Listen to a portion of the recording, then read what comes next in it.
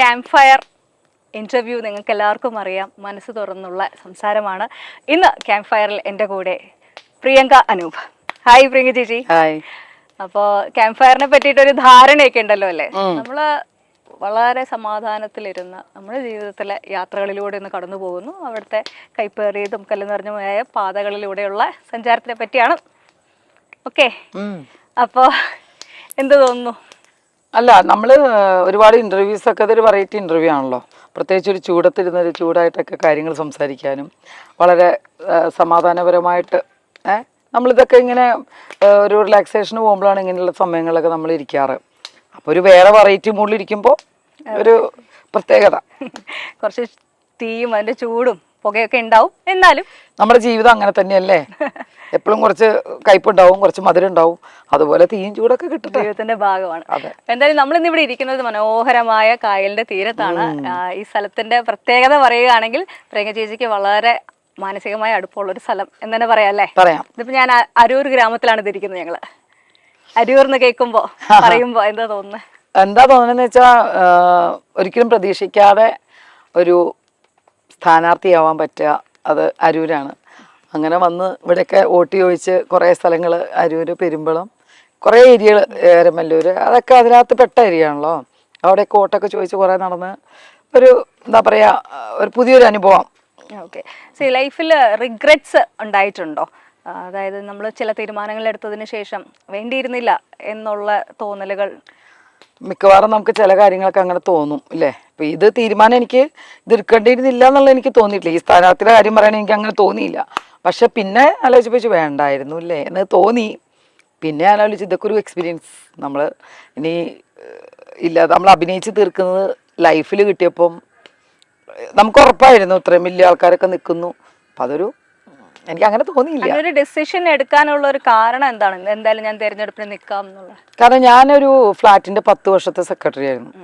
അപ്പം അവിടെ ഒരുപാട് പ്രശ്നങ്ങൾ ഉണ്ടായിരുന്നു. അതായത് റോഡ് സംബന്ധമായിട്ടും കാന സംബന്ധമായിട്ടും മറ്റുള്ള ആൾക്കാരുടെ ബുദ്ധിമുട്ടുകൾ, അതൊക്കെ കാണുമ്പോൾ ഞാൻ എപ്പോഴും ചിന്തിക്കും, എന്തുകൊണ്ട് ഇതൊക്കെ ഒന്ന് നല്ല രീതിയിൽ എല്ലാവർക്കും ചെയ്തു കൊടുത്തുകൂടാ. ശരിക്കും പറഞ്ഞാൽ അങ്ങനെയുള്ള കാര്യങ്ങൾ ചെയ്യാൻ ഒരുപാട് ആൾക്കാരെ നമ്മുടെ ഗവൺമെൻറ്റൊക്കെ നിർത്തിയിട്ടുണ്ട്. ഇതൊന്നും ചെയ്തു കൊടുക്കുന്നില്ല. അപ്പം ഞാൻ ആലോചിക്കുന്നത്, നമുക്ക് തോന്നും എന്താ അവർ ചെയ്യാത്തത്, നമുക്ക് എന്തെങ്കിലും ഒരു സ്ഥാനം കിട്ടിയതൊക്കെ ഒന്ന് ശരിയാക്കായിരുന്നല്ലോ. കാരണം അത്ര ദുരിതം അനുഭവിച്ചു. നമ്മളാ ഇത്രയും പൈസ കൊടുത്തൊരു ഫ്ലാറ്റിൽ താമസിക്കുമ്പോൾ നടക്കാൻ റോഡില്ല എന്ന് പറയുമ്പോൾ ഒരു ബുദ്ധിമുട്ട്, വെള്ളം കയറിയിട്ട് കാനേന്ന് വെള്ളം വരിക, ഇതൊക്കെ കാണുമ്പോൾ നമ്മുടെ മനസ്സിലൊരു വിഷമം. ഇതുപോലെ എത്രയോ ഫാമിലീസും ഫ്ലാറ്റുകളാണെങ്കിലും വീടുകളാണെങ്കിലും എറണാകുളം മഴ പെയ്ത ഇല്ലേ, അത് നമ്മൾ പെട്ടെന്ന് ഓടിച്ച് നമുക്ക് വെറുതെ ഒരു തൂമ്പ മേടിച്ച് മാറ്റുന്ന കാര്യമല്ല. ഗ്രാജുവലും അതെല്ലാം കുറച്ച് കുറച്ചെങ്കിലും നന്നാക്കി കൊടുക്കാമായിരുന്നു ജനങ്ങൾക്ക് നല്ലത് ചെയ്തു കൊടുക്കാൻ എന്താ ഇത്ര താമസം എന്നാണ് എനിക്ക് മനസ്സിലാവാത്തത്. നമുക്കൊരു സ്ഥലത്ത് വലിയൊരു പ്രോബ്ലം ഉണ്ട്, അത് ആ കുടുംബത്തിലും വരുന്ന വീട്ടുകാർക്കൊക്കെ പ്രശ്നമാണെന്ന് മനസ്സിലാക്കിയാൽ അത് തടസ്സം കൂടാതെ കുറച്ച് നാളത്തെങ്കിലും ഒന്ന് ചെയ്തു കൊടുക്കാനുള്ളൊരു മനസ്സ് വേണോ? അപ്പം നമ്മൾ വിചാരിക്കുന്നത് എന്താ, നമ്മളൊക്കെ എന്തെങ്കിലും ഇനി വല്ല അബദ്ധവശാൽ അല്ലെങ്കിൽ ജയിച്ചാലോ, നാട്ടുകാർക്ക് വേണ്ടി എന്തെങ്കിലും നമ്മളെ കൊണ്ട് പറ്റുന്ന രീതിയിൽ. ഞാൻ ഒരുപാട് സഹായിക്കുന്ന ഒരാളാണ്, എന്തെങ്കിലും ആവശ്യം വന്നാൽ ഞാൻ ചാടി ഇറങ്ങുന്ന ആളാണ്. അപ്പം അത് എൻ്റെ മനസ്സിലുണ്ട്, ഒരു ഹെൽപ്പിംഗ് മെൻറ്റാലിറ്റി എന്ന് പറയുന്നത്. അങ്ങനെ അന്ന് അത്രയേ ഉള്ളൂ. അല്ലാതെ വലിയ ഈ ഹെൽപ്പിംഗ് മെൻറ്റാലിറ്റി, സഹായം ചെയ്യാറുണ്ടെന്ന് പറയാം. അങ്ങനെ സഹായം ചെയ്തിട്ട് കുറേ അധികം പ്രശ്നങ്ങൾ ഏറ്റെടുക്കേണ്ടി വന്നിട്ടുണ്ടോ? അല്ലെങ്കിൽ അതിൻ്റെ ഭാഗമായിട്ട് കുറേയേറെ പ്രശ്നങ്ങളിൽ ചെന്ന്? ജീവിതത്തിൻ്റെ 3/4 ഭാഗവും പ്രശ്നങ്ങളെ ഉണ്ടായിട്ടുള്ളൂ. പക്ഷെ ഞാൻ സഹായം നിർത്തിയിട്ടില്ല. ദുഃഖങ്ങളുണ്ട്, എനിക്ക് ഒത്തിരി ദുഃഖങ്ങളുണ്ട്. കാരണം നമ്മൾ പ്രതീക്ഷിക്കാത്ത ആൾക്കാരുടെ നിന്ന് പോലും നമ്മൾ സഹായം ചെയ്തിട്ട് പോലും നമ്മളെ ഒരുപാട് പേര് നമ്മളെ മനസ്സിലാക്കാതെ നമ്മളോട് പ്രതികാരം ചെയ്യുന്നുണ്ട്. അത് വേണ്ട, എന്തിനാ വെറുതെ നമ്മൾ പിന്നെന്താ വെച്ചാൽ നമ്മൾ ചെയ്ത ആ ഒരു പ്രവൃത്തി കൊണ്ട് അവർക്ക് കുറേ ഗുണങ്ങൾ കിട്ടിയിട്ടുണ്ട്. അത് അവരെന്തെങ്കിലും മനസ്സിലാക്കട്ടെ. ഞാൻ നിർത്തില്ല. എന്നോട് പറയാറുണ്ട്, നീ എത്ര അടി കൊണ്ടാലും നീ മനസ്സിലാക്കില്ല. പക്ഷെ എനിക്ക് പിന്നെ ഇപ്പോൾ എന്നെ തല്ലി ഒരാൾ പോയി വഴക്കുണ്ടാക്കി പോയാലും 1 മണിക്കൂർ കഴിഞ്ഞാൽ ഞാൻ മറക്കും. എനിക്ക് വൈരാഗ്യം എല്ലാവരോടും. മനസ്സിൽ ആകെ ഒരു വ്യക്തിയോട് വൈരാഗ്യം ഉണ്ട്, ഇല്ലെന്ന് പറയില്ല. അത് എന്നെ ഒരുപാട് പ്രോബ്ലംസിലേക്ക് കൊണ്ടുപോയ ഒരാളായതുകൊണ്ടും 20 വർഷം എൻ്റെ ലൈഫ് നശിപ്പിച്ച ഒരാളായതുകൊണ്ടും. കാരണം ലൈഫ് നശിപ്പിക്കുക എന്ന് പറഞ്ഞാൽ ഞാൻ അതിനുവേണ്ടി ഒരുപാട് എഫേർട്ട് എടുത്തു. അറിയാലോ, ഒരു കേസ് സംബന്ധമായ കാര്യമാണ്. എൻ്റെ ഏറ്റവും അടുത്തൊരു സുഹൃത്താണ്. അതുപോലെ ഞാൻ നിന്നിരുന്ന ഒരാളാണ്. അപ്പോൾ ആ ആളോട് എൻ്റെ ജീവിതത്തിൽ ഞാൻ ഒരിക്കലും ക്ഷമിക്കില്ല. നിങ്ങൾ തമ്മിൽ നല്ല സൗഹൃദം കൂടി ഉണ്ടായിരുന്നു. ഞാൻ ഈ ക്വസ്റ്റ്യനിലേക്ക് വരുന്നതിന് മുന്നേ ചോദിച്ചതുപോലെ നമ്മൾ സുഹൃത്തിന് വേണ്ടി ഒരു നല്ല കാര്യം ചെയ്യാൻ എന്നുള്ള രീതി തന്നെയാണ്. ഒരു ചെറിയൊരു വാക്ക് മാത്രമേ എൻ്റെ വായിന്ന് പോയിരുന്നുള്ളൂ. ആ വാക്ക് ഇത്രയും പ്രശ്നങ്ങൾ ഉണ്ടാക്കി. ശരി, ഉണ്ടാക്കി. അത് ഞാൻ നിരപരാധിയാന്ന് അവർക്ക് എല്ലാവർക്കും അറിയാം. ഇനി നിരപരാധിയാന്നൊരു മജിസ്ട്രേറ്റ് വിധിക്കണം എന്നുണ്ടെങ്കിൽ ചെന്ന് നമ്മൾ വിളിക്കുമ്പോൾ എല്ലാം പോകണം. ഇത് വെറുതെ പറയരുത്. ഞാൻ പറയണത് എന്താണെന്ന് വെച്ചാൽ ആൾക്കാരുടെ മനസ്സിൽ ഒരുപാട് തെറ്റിദ്ധാരണയുണ്ട്. ഞാനെന്തോ പറഞ്ഞ് ഇപ്പോൾ മജിസ്ട്രേറ്റ് ഇരിക്കുന്ന എൻ്റെ ബന്ധുവാണല്ലോ, ഞാൻ പറയുമ്പോൾ ഒരു പാവം പ്രിയങ്ക അവരെ വെറുതെ വിട്ടേക്കുന്ന നിരപരാധിയെന്ന് പറയുമോ? സൗണ്ട് ചെക്ക് ചെയ്യാൻ പറഞ്ഞു. ഞാൻ ലൊക്കേഷനിൽ നിന്ന് വരെ ഷൂട്ട് നിർത്തി വെച്ചിട്ടാണ് ഞാൻ സൗണ്ട് ചെക്ക് ചെയ്യാൻ പോകുന്നത്. അന്ന് ഈ പറയുന്ന ആളുടെ അമ്മയും ഉണ്ടായിരുന്നു. രണ്ടാമത് തന്നെ ഓരോ അന്വേഷണത്തിന് വിളിക്കുമ്പോഴൊക്കെ ഞാൻ പോയി ഹാജരായി. പക്ഷെ പറയണത് എന്താണ്, ഞാൻ എന്തൊക്കെയോ പറഞ്ഞു. അതാ ഞാൻ പറഞ്ഞത്. ഒരു സംഭവം നടന്നു കഴിഞ്ഞിട്ട് ഇത് നമ്മുടെ പ്രേക്ഷകർക്ക് ഒരുപാട് പേർക്ക് നന്നായിട്ട് അറിയുന്ന കഥയാണ്, കാര്യമാണെങ്കിൽ പോലും ഇതിനെ പറ്റിയിട്ട്, ഇതിൻ്റെ ഒരു തുടക്കത്തിനെ പറ്റിയിട്ടോ ഒന്ന് പറയാം. ഇപ്പം എനിക്ക് പേരെടുത്ത് പറയുന്നതിൽ കുഴപ്പമില്ല. കാവേരി എന്ന് പറയുന്ന മലയാളികൾക്ക് പ്രിയങ്കരിയായിരുന്ന അഭിനേത്രിയാണ്. ചേച്ചിയുടെ വളരെ നല്ല അടുത്ത സുഹൃത്തായിരുന്നു. എങ്ങനെയാണ് ഈ ഒരു പ്രശ്നത്തിന്റെ തുടക്കം? എല്ലാവർക്കും അറിയുന്ന എല്ലാം അറിയാവുന്നതാണ്. ഞാൻ വീണ്ടും അത് അതിലേക്ക് പോകണ്ട. കാരണം പറയാൻ ഒരുപാട് ഞാൻ പറയണം. ഇത് എല്ലാവർക്കും അറിയാം. അത് ഒരുപാട് നെഗറ്റീവ് കമന്റ്സ് വന്നിട്ടുണ്ട് എനിക്ക്. എൻ്റെ കുടുംബത്തിൽ തന്നെ നെഗറ്റീവ് കമന്റ്സ് വായിക്കാൻ തന്നെ നമുക്ക് എല്ലാവർക്കും എപ്പോഴും ഒരു വിഷമം ഉണ്ടാവും. എത്ര നമ്മളെ ഭയങ്കര ബോൾഡായാലും നെഗറ്റീവ് കമന്റ്സ് ഒരു നെഗറ്റീവ് കമന്റ്സ് തന്നെയാണ്, ഒരു ഫീൽ ചെയ്യും. അപ്പൊ അത് അങ്ങനെ കിട്ടി സുഖം കിട്ടുന്ന ആൾക്കാർക്ക് കിട്ടിക്കോട്ടെ, അവരുടെ മനസ്സ് സന്തോഷമാണല്ലോ. ഞാൻ ഒരു മനസ്സിൽ ചെറിയൊരു ഫീലിംഗ് വരുമ്പോൾ ആ എഴുതിയ ആൾക്ക് ഇത്ര എഴുതി വിട്ടല്ലോ എന്നുള്ളൊരു സുഖമായി അനുഭവിച്ചോട്ടെ, എനിക്ക് കുഴപ്പമില്ല. കുടുംബത്തിൽ സ്വന്തം കുടുംബത്തിൽ വരുമ്പോൾ പിന്നെ അവർ തിങ്ക് ചെയ്യും, അയ്യോ അവരെത്ര വേദനിച്ചിട്ടുണ്ടാവുമെന്ന്. കാരണം ഞാൻ ചെയ്യാത്ത തെറ്റാണ്.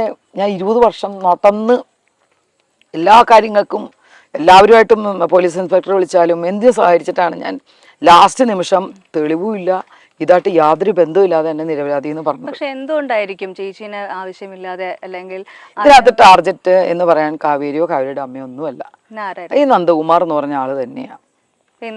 ക്രൈം നന്ദകുമാർ ഇന്ന് അറസ്റ്റ് ചെയ്തിട്ടുണ്ട്. ഞാൻ ഇന്നിപ്പോൾ ഈ ഇന്റർവ്യൂ നടക്കുമ്പോൾ ഇന്ന് അറസ്റ്റ് ചെയ്ത വാർത്ത വായിച്ചിട്ട് വന്ന ആളാണ് ഞാൻ. കാരണം അതിനു മുമ്പ് സൈബറിൽ ഞാനിപ്പോൾ ഒരു പരാതി കൊടുത്തിട്ടുണ്ട്.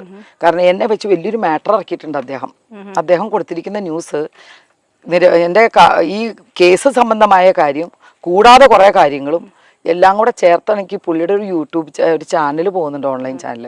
ഈ ചാനലിനകത്ത് പുള്ളിക്ക് പറ്റാവുന്ന രീതിയിൽ മുഴുവൻ പുള്ളി ലൈൻസ് കൊടുത്തുകൊണ്ടിരിക്കുക. കാരണം ആ സമയത്ത് എനിക്ക് ആകെ എൻ്റെ ഏറ്റവും കൂടുതൽ നമ്മുടെ ഒരു എന്താ പറയുക വ്യക്തിപരമായിട്ടുള്ളൊരു ആളാണ് ഗണേഷ് കുമാർ, ഇപ്പം മന്ത്രിയായിട്ട് ഗണേശേട്ടൻ.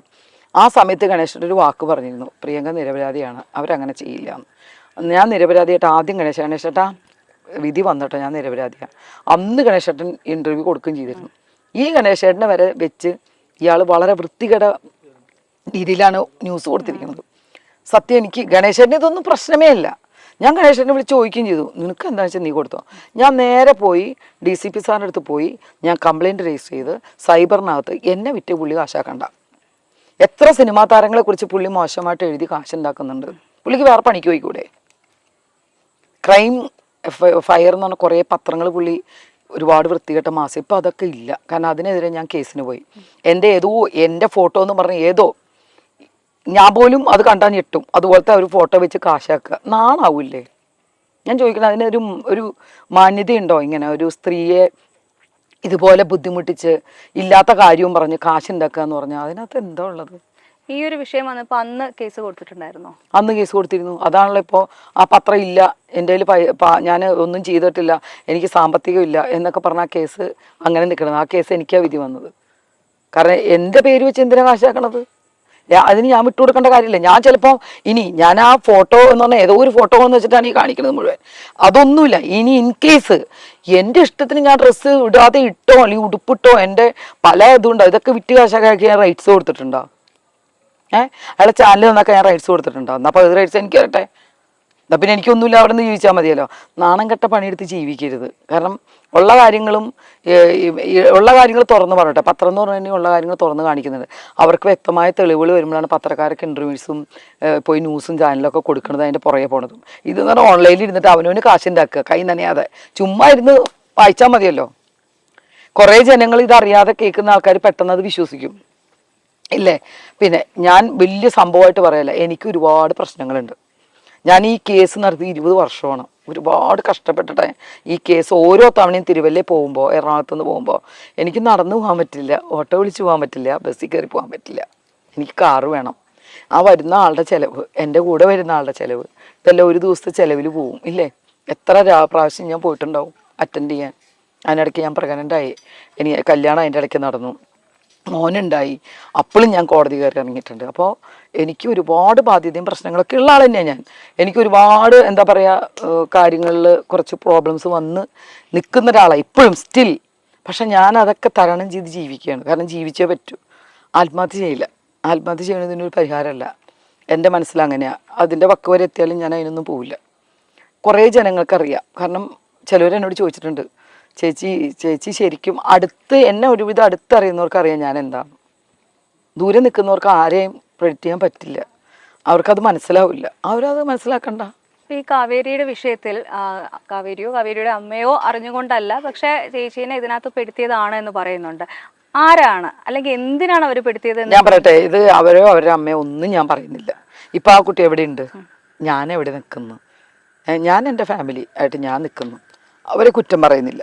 ഈ പത്രം, ഈ പറയുന്ന ഈ ക്രൈം നന്ദകുമാർ എന്ന് പറയുന്ന ആളുടെ പത്രത്തിന് എന്ത് യോഗ്യത ഉണ്ടായിരുന്നത്? ഞാനൊരു പേര് ഉപയോഗിച്ചൊന്നും അല്ലയോ പത്രം തകർന്നു പോകാൻ. വേറെ വലിയൊരു മാസികയെ കുറിച്ചാണ് ഞാൻ പറഞ്ഞെങ്കിൽ ശരി, തകർന്നു പോയെന്ന് ചോദിക്കാം. ഇയാൾക്ക് എന്തുണ്ടായിട്ടാണ് ആ പത്രത്തിനെ കുറിച്ച് ഞാനൊരു വാക്ക്, ഇങ്ങനെ ക്രൈമിലൊരു ഫോട്ടോ വരുന്നു അല്ലെങ്കിൽ കാവേരിയെ കുറിച്ച് ഒരു ഫീച്ചർ വരുന്നു, നമ്മൾ ഇത്രയ്ക്ക് തളയ്ക്കാം. അപ്പം അയാളുടെ ഉദ്ദേശം എന്താണ്? അയാൾക്ക് ആ വാരിക അത്രയും നാൾ വിറ്റ് പോകണം. അതിന് പ്രിയങ്കയെ കിട്ടി, അത് യൂസ് ചെയ്ത്. ചേച്ചിക്ക് കോള് വന്നു അല്ലെ, ഒരു അജ്ഞാത ഫോൺ കോള് വന്നു. അതിൽ കാവേരിയുടെ ഫോട്ടോ ഈ മാഗസീനിലെ കവർ പേജ് ആയിട്ട് വരും എന്ന് പറയാം.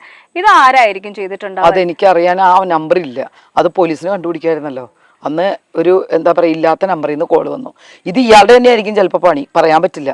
ഞങ്ങൾ അത്ര ഇൻറ്റിമേറ്റ് ആണ്. ഞാനും ആ കുട്ടിയുടെ അമ്മയൊക്കെ അത്രയും അടുപ്പാണ്. അപ്പോൾ പറഞ്ഞപ്പോൾ നമ്മൾ ഗ്രാജുവലി, ഇപ്പം ഞാൻ പറയട്ടെ, എനിക്ക് അത്രയും നമ്മളമ്മ അത്രയും ഇതില്ല. എന്തെങ്കിലും ന്യൂസ് കിട്ടി ഞാൻ എൻ്റെ ഇതിൽ ഞാൻ വിളിച്ചു പറയും, ഇത് ഇങ്ങനെ ഒരു വാർത്ത കേട്ട് ശ്രദ്ധിക്കണേ. അത്രയും നല്ല രീതിയിൽ നിൽക്കുന്ന ഒരു കുട്ടി, നമ്മൾ അങ്ങനെയല്ലേ ചിന്തിക്കുള്ളൂ. അത് ഞാൻ ഇത്രയും പ്രശ്നം ഉണ്ടാക്കി എന്നെ വിളിച്ചു വരുത്തി ഇത്രയും ചെയ്യുമ്പോൾ ആ പുറകിൽ നിന്ന ആളുടെ ഉദ്ദേശം എന്താണെന്ന് ഇവർക്ക് മനസ്സിലായില്ല. അയാളുടെ ഉദ്ദേശം എന്താണ്? അയാളുടെ പത്രം കുറച്ച് വിറ്റ് പോവുക എന്നുള്ളത്. ആ സമയത്ത് വിറ്റ അയാൾക്ക് വന്ന എമൗണ്ട് എത്രയെന്ന് എടുത്ത് നോക്കണം. ഞാൻ അതൊക്കെ വെച്ചാൽ കേസിന് പോയത്. അതായിരുന്നല്ലോ ഉദ്ദേശം. അല്ലാതെ ഒരു പാവപ്പെട്ട പ്രിയങ്കയെ കൊണ്ടുപോയി ഇങ്ങനെ കാണിച്ചിട്ട് എന്ത് സംഭവിച്ചു? ഞാനിപ്പോഴും നിൽക്കുന്നുണ്ട്. ഞാൻ പറഞ്ഞില്ലേ, എൻ്റെ മനസ്സിൽ ഇനിയും എന്നെ ഇതുപോലെ ബുദ്ധിമുട്ടിച്ചാൽ ഞാൻ അതിനുള്ളത് കാര്യങ്ങൾ ഞാൻ മുന്നോട്ട് പോകും. ഞാൻ വിട്ടുകൊടുക്കില്ല. ഞാൻ തയ്യാറല്ല വിട്ടുകൊടുക്കാൻ. ഈ 20 വർഷം കൊണ്ട് നഷ്ടപ്പെട്ടത് ഒരുപാട് മറ്റു ചില കാര്യങ്ങളും കൂടെയാണ്, ലൈഫിലെ നല്ല കരിയർ ഉൾപ്പെടെയുള്ള കാര്യങ്ങൾ. അപ്പം അത് എങ്ങനെയാണ് ഡീൽ ചെയ്തത്? എനിക്ക് ശരിക്കും പറഞ്ഞാൽ സിനിമാ ഫീൽഡിൽ എനിക്ക് നഷ്ടങ്ങൾ അങ്ങനെയൊന്നും വന്നിരുന്നില്ല. കുറേ ആൾക്കാർ ചിലവരൊക്കെ പറഞ്ഞ് ഞാൻ കേട്ടിട്ടുണ്ട്, പ്രിയങ്ക വിളിക്കണ്ട, ഇങ്ങനെ പ്രശ്നമുണ്ട്. ഞാൻ ചോദിക്കട്ടെ, ഇപ്പം സിനിമാ ഫീൽഡിൽ സ്റ്റിൽ ഞാൻ ചോദിക്കുക, ഇപ്പോഴത്തെ അവസ്ഥ എന്താണ് സിനിമയിൽ? എല്ലാവരും ഒരു മാവേൽ 100 മാങ്ങയുണ്ടെന്ന് പറഞ്ഞിട്ട് ഒരു മാങ്ങ ചീഞ്ഞെന്ന് പറഞ്ഞിട്ട് 100 അതിൽ 99 മാങ്ങകളും കേട്ടോണ്ടിരിക്കുകയല്ലേ? അല്ലേ? ഞാൻ വന്നിട്ട് ഫീൽഡിൽ വന്നിട്ട് 30 വർഷമായി. എനിക്ക് ആ 20 വർഷം എന്ന് പറഞ്ഞാൽ ബാക്കിൽ നോക്കുമ്പോൾ ഞാൻ ഒരുപാട് കഷ്ടപ്പെട്ടെങ്കിൽ എനിക്ക് ഒരുപാട് സന്തോഷം തന്നിട്ടുണ്ട്. എൻ്റെ ലൈഫ് തന്നെ, കല്യാണം, എൻ്റെ മോൻ, എൻ്റെ കുടുംബം, എൻ്റെ വീട്ടുകാർ, ഒരുപാട് നല്ല സുഹൃത്തുക്കൾ, നല്ല ഫിലിംസ് ചെയ്തിട്ടുണ്ട്, സീരിയൽ ഞാൻ കുറേ ചെയ്തു, ഒരുപാട് ഇനാഗുറേഷൻ ചെയ്തു. എനിക്ക് തിരിഞ്ഞു നോക്കുമ്പോൾ പ്രിയങ്ക ദുഃഖിക്കില്ല. കാരണം എന്തിനാണ് ദുഃഖിക്കണത്? ഞാൻ എവിടെ ചെന്നിട്ട് എൻ്റെ ജനങ്ങളൊന്നും കല്ലെറിയാനൊന്നുമില്ല, എൻ്റെ ജനങ്ങൾ സപ്പോർട്ട് ചെയ്തിട്ടേ ഉള്ളൂ. അപ്പോൾ അതുകൊണ്ട് എനിക്ക് ആ ഒരു 20 വർഷത്തിനുള്ളിൽ എനിക്ക് സങ്കടപ്പെടേണ്ടി വന്നിട്ടില്ല. പക്ഷെ അത് കഴിഞ്ഞ് കുറച്ച് പ്രശ്നങ്ങളൊക്കെ വന്ന് ഇത്തിരി പ്രോബ്ലംസ് എനിക്കുണ്ട് ഇപ്പോൾ സ്റ്റിൽ. അത് ഒരു ബിസിനസ് ബന്ധമായിട്ട് എനിക്ക് ആ ബിസിനസ്സിൽ അന്ന് കൊറോണ വന്നു കഴിഞ്ഞപ്പോൾ നമ്മൾ വെറുതെ ഇരിക്കുകയാണല്ലോ, എന്തെങ്കിലുമൊക്കെ ചെയ്യണമെന്ന് വെച്ചാൽ നമ്മൾ ചെയ്തതാണ്. പക്ഷെ അത് ഫ്ലോപ്പായി. അതുകൊണ്ട് എനിക്ക് ഒരുപാട്, അതാണ് എൻ്റെ മനസ്സിൻ്റെ വിഷമം. ഒരുപാട് ബാധ്യതകൾ ഒരുപാട് വന്നു എന്ന് മാത്രമല്ല, എൻ്റെ ഹസ്ബൻഡ് എന്ന് പറഞ്ഞാൽ അനൂപിനെ എല്ലാവർക്കും അറിയാം. ഇത്രയും നല്ലൊരു മനുഷ്യനെ എനിക്ക് ഈ ലൈഫിൽ കിട്ടില്ല. പക്ഷെ അദ്ദേഹത്തിന് ഒരു ബുദ്ധിമുട്ടുണ്ടാകുന്ന ചെറിയ കാര്യങ്ങൾ, അത് മാത്രമേ ഉള്ളൂ വിഷമം.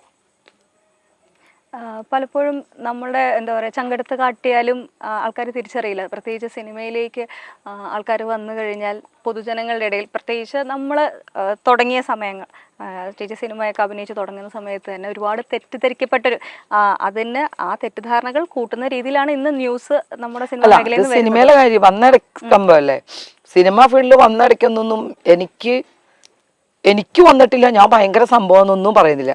എനിക്ക് വന്നിട്ടുണ്ട്, അത് ഞാൻ തുറന്നു പറയാൻ തയ്യാറാണ്. പക്ഷെ സമയമായിട്ടില്ല, ഞാൻ പറയില്ല ഒന്നും. എനിക്കിപ്പോ പറയാനുള്ള സമയമല്ല. പൊട്ടിക്കാനുള്ള ബോംബ് കയ്യിലുണ്ട്, നല്ല ഇഷ്ടം പോലെ ഉണ്ട്. ഞാൻ പൊട്ടിച്ചാൽ വലിയ വിപ്ലവം കൂടെ നടക്കുന്ന വെച്ചാ, ഞാൻ അമ്മ എന്ന് പറഞ്ഞ അസോസിയേഷനെ സ്നേഹിക്കുന്ന ഒരാളാണ്. ഞാൻ ചേർത്ത് വെച്ചിട്ടുള്ള ആളാണ്. എനിക്ക് ഒരുപാട് എന്താ പറയാ, അമ്മേന്ന് ഞാൻ ഈ കേസ് വന്നപ്പോ എന്നെ പുറത്താക്കണം എന്ന് പറഞ്ഞു. കേസ് നിരപരാധി എന്ന് പറഞ്ഞപ്പോൾ ഞാൻ അമ്മയെ ചെന്നു. ഞാൻ പറഞ്ഞു, ഇതാണ് എൻ്റെ കിട്ടിയ ഓർഡറാണിത്, ഞാൻ പറഞ്ഞിട്ടുണ്ട്. പക്ഷെ അതൊക്കെ എനിക്ക് വേദന വരുന്ന ഒരുപാട് പ്രശ്നങ്ങൾ അമ്മയിലും ഉണ്ടായിട്ടുണ്ട്, എനിക്കും ഉണ്ടായിട്ടുണ്ട്. കാരണം എൻ്റെ മനസ്സിന് ബുദ്ധിമുട്ട് നമുക്ക് പറയാലോ. പക്ഷെ അതൊക്കെ തുറന്നു പറയാൻ എനിക്ക് സമയം വേണം, ഞാൻ ഇപ്പൊ പറയില്ല. പക്ഷേ ഓരോ പ്രശ്നങ്ങൾ ഉണ്ടാവുന്ന ആൾക്കാരും പിന്നത്തേക്ക് മാറ്റി വെക്കുന്നത് കൊണ്ടല്ലേ പ്രശ്നം ഉണ്ടാക്കുന്നവർ പിന്നെയും വളർന്നുകൊണ്ടിരിക്കുന്നത്. അത് വളരുന്ന പ്രശ്നങ്ങളല്ല ഇത് ഞാൻ എന്താന്ന് വെച്ചാൽ, നമുക്ക് ഇപ്പൊ ഞാൻ ഒരാളെ കുറിച്ച് പറഞ്ഞു നിൽക്കി, ആ ആളുടെ ഫാമിലി ഉണ്ടാവും, അവർക്കൊരു അമ്മയുണ്ട്, ഭാര്യയുണ്ട്, ഇതൊന്നും അറിയാത്ത മക്കളുണ്ട്. ഞാൻ എനിക്കിപ്പോ എന്തെങ്കിലുമൊക്കെ പറയാൻ തെളിവ് സഹിതം പറയാം. പക്ഷെ ഞാൻ തയ്യാറല്ലാത്ത കാരണം എന്താണെന്നറിയോ, പുറകിലോട്ട് നോക്കുമ്പോൾ ഫാമിലിയാ, ആ ഫാമിലി എന്തുമാത്രം ദുഃഖിക്കും. അത് മനസ്സിൽ ഉൾക്കൊണ്ടുകൊണ്ട് ഞാൻ മൗനം. പക്ഷെ ഞാൻ പറയില്ലെന്ന് ഞാൻ പറയുന്നില്ല. എനിക്ക് കുറച്ച് സമയം വേണം, ഞാൻ പറയാതിരിക്കില്ല. തെറ്റ് ചെയ്യുന്ന ആള് പിന്നെ ആവർത്തിക്കുമ്പോ അദ്ദേഹത്തിന്റെ കുടുംബത്തിനെ പറ്റിയോ വീട്ടിലുള്ളവരെ പറ്റിയോ വളർത്തിയവരെ പറ്റിയോ ഒന്നും ചിന്തിക്കാനേ എനിക്ക് സമയം വേണോന്ന് സമയത്തിൽ ഞാൻ പറയും, ഇപ്പൊ പറയില്ല. എന്തിനാണ് ആ സമയം? എനിക്ക് ആവശ്യമുണ്ട്. കാരണം എനിക്ക് എന്റെ ഫാമിലിയും എല്ലാം ഉള്ളതാ. എനിക്ക് വലിയൊരു പത്രങ്ങളിലും ചാനലിലും കയറിയിരുന്ന് എനിക്ക് ഷൈൻ ചെയ്യണ്ട. ഞാനത് പറഞ്ഞാൽ ഞാൻ ചാനലിൽ മുഴുവൻ ഉണ്ടാവും. എൻ്റെ അവസ്ഥ ഇപ്പോഴത്തെ അതല്ല. എനിക്ക് എൻ്റെ ബിസിനസ് പരമായ പ്രശ്നങ്ങൾ തീർക്കുക എന്നുള്ളതാണ് എൻ്റെ ഫസ്റ്റ്. അത് കഴിഞ്ഞിട്ട് ഇനി എനിക്ക് എന്തോ ഉള്ളൂ. കാരണം ഞാൻ കുറച്ച് ലൈബിലിറ്റീസ് ഒരുപാട് പേർക്ക് വരുത്തി വെച്ചത്. അപ്പോൾ അതൊക്കെ തീർന്നിട്ട് വേണം എനിക്ക് മുന്നോട്ട് ഇനി അടുത്ത യാത്രയിലേക്ക് പോകാൻ. അപ്പം അതിന് വേണ്ടിയിട്ടുള്ള കാര്യങ്ങൾ നടക്കുമ്പോൾ എനിക്ക് ഇതിനുള്ളൊരു മാനസികാവസ്ഥയല്ല ഇപ്പോൾ. തുറന്നു പറഞ്ഞു കഴിഞ്ഞാൽ മറ്റു പ്രശ്നങ്ങളിൽ കൂടെ ചെന്ന് പെടും എന്നൊരു പേടിയൊന്നും എനിക്കില്ല. എന്തിനാ ഞാൻ പേടിക്കണത്? ഞാൻ പറഞ്ഞത് വെറുതെ ഇപ്പൊ ഇവിടെ ഒരാളുടെ പേരൊന്നും പറയുന്നില്ല, 10-15 പേരുടെ പേര് പറഞ്ഞെന്ന് പറഞ്ഞിട്ട്. ഞാൻ ഫീൽഡിൽ വന്നിട്ട് 30 വർഷമായി. ഞാൻ ശരിക്കും പറഞ്ഞാൽ പുരുഷന്മാരെ സപ്പോർട്ട് ചെയ്യുന്ന ആളാണ്. ഞാനിപ്പോൾ ഒരു ഉദാഹരണം പറഞ്ഞുതരാം. എന്നൊരു എന്തെങ്കിലും സംസാരിക്കാൻ വേണ്ടി എൻ്റെ റൂമിലേക്ക് ഒറ്റയ്ക്ക് വിളിച്ചാൽ 2 പൊട്ടിച്ച് പോരാളെ ധൈര്യം ഉണ്ടെങ്കിൽ ഞാൻ ഒറ്റയ്ക്ക് കയറി ചെല്ലണം. എന്തെങ്കിലും അപമര്യാദ, മനുഷ്യന്മാരുടെ കാര്യമാണ്, ആണുങ്ങളുടെ കാര്യമാണ്. അങ്ങനെ ധൈര്യമില്ലാത്തൊരു അകത്ത് പോകരുത്, കൂടെ ഒരാളെ കൊണ്ടുപോകണം. വേണ്ടേ? ഇനി അഥവാ അങ്ങനെ സംസാരിച്ചിട്ടുണ്ടെങ്കിൽ അത് തെറ്റായ രീതിയിൽ നമുക്ക് പറ്റാത്ത കാര്യമാണെങ്കിൽ നമ്മൾ ആ സെക്കൻഡ് ഇറങ്ങി പോന്നാൽ പോരെ, അത് മതിയല്ലോ. പിന്നെ ഈ ഒരാണ് വിളിച്ച് നമ്മൾ റൂമിൽ പോയി, നമ്മൾ ചിലപ്പോൾ നല്ല രീതിയിൽ സംസാരിച്ചിട്ടുണ്ടാവും, എന്തെങ്കിലും ഒന്നെങ്കിൽ ഇൻ്റർവ്യൂസ് ആണെങ്കിലോ അല്ലെങ്കിൽ എന്തെങ്കിലും കാര്യങ്ങൾ. ഇത് കഴിഞ്ഞ് പുറത്തിറങ്ങിയിട്ട് അയാളായിട്ട് എന്തെങ്കിലും പ്രശ്നങ്ങൾ ഉണ്ടായി കഴിയുമ്പോൾ അയാൾ എന്നെ കയറി പിടിച്ചു എന്ന് പറഞ്ഞാൽ ആ പാവം എന്ത് ചെയ്യും? തെറ്റ് ചെയ്യാത്ത ആ പുരുഷൻ എന്ത് ചെയ്യും? ചിന്തിക്കണം, നമ്മൾ ചിന്തിക്കണം. അത് എല്ലാ പുരുഷന്മാരും ചിന്തിക്കണം, ഇത് കണ്ടുകൊണ്ടിരിക്കുന്ന എല്ലാവരും ചിന്തിക്കണം. കാരണം പെണ്ണ് പറയുന്നിടത്താണ് കാര്യം എന്ന് പറയുന്നുണ്ട്. പെണ്ണ് പറയുന്നിടത്ത് കാര്യം എന്ന് പറഞ്ഞാൽ പെണ്ണിന് ശരിക്കും നേരിടാൻ അറിയണം. അങ്ങനെയുള്ളവർക്ക് ഒറ്റയ്ക്ക് കയറി ചെല്ലണം. 2 കൊടുക്കാൻ അറിയെങ്കിൽ ഒറ്റയ്ക്ക് പോയാൽ മതി. ഇല്ലെങ്കിൽ ഞാൻ എൻ്റെ ഏകദേശം ഒരു 25 വർഷം വരെ എൻ്റെ അമ്മ കൂടെ ഉണ്ട്. അമ്മയിലത് ഒരു റൂമിൽ പോലും കയറില്ല. എന്നെ പേടിച്ചിട്ടല്ല, ഞാൻ തെറ്റായിട്ട് പോകുന്ന പേടിച്ചിട്ടല്ല അമ്മ എൻ്റെ കൂടെ വരണേ. എൻ്റെ സേഫ്റ്റിയാണത്. പുറത്തുനിന്ന് കാണുന്ന ആൾക്കാരുടെ കാഴ്ചപ്പാട് ഇന്നിപ്പോൾ കുറേ മാറിയിട്ടുണ്ട്. പക്ഷെ ഞാൻ അന്നുണ്ടായിരുന്ന പത്രമൊന്നും മാറിയിട്ടില്ല. എൻ്റെ അമ്മ എൻ്റെ കൂടെ, ഞങ്ങൾ ബോബനും മോളിൽ നിന്നാണ് വിളിക്കാറ് പോലും. അമ്മയില്ലാത്ത സ്ഥലമില്ല. ബ്യൂട്ടി പാർലറിൽ പോയാലും അമ്മ പുറത്തിരിക്കും. അതാണ് എൻ്റെ അമ്മ. ഇതൊരു വർഷത്തോളം പോയി എവിടെ പോയാലും എന്തിനു പോയാലും അമ്മയും അച്ഛനൊന്നും അന്വേഷിക്കണേ ഇല്ല ഒരു മോള് പോയി കഴിഞ്ഞാൽ. ശരിയാണോ?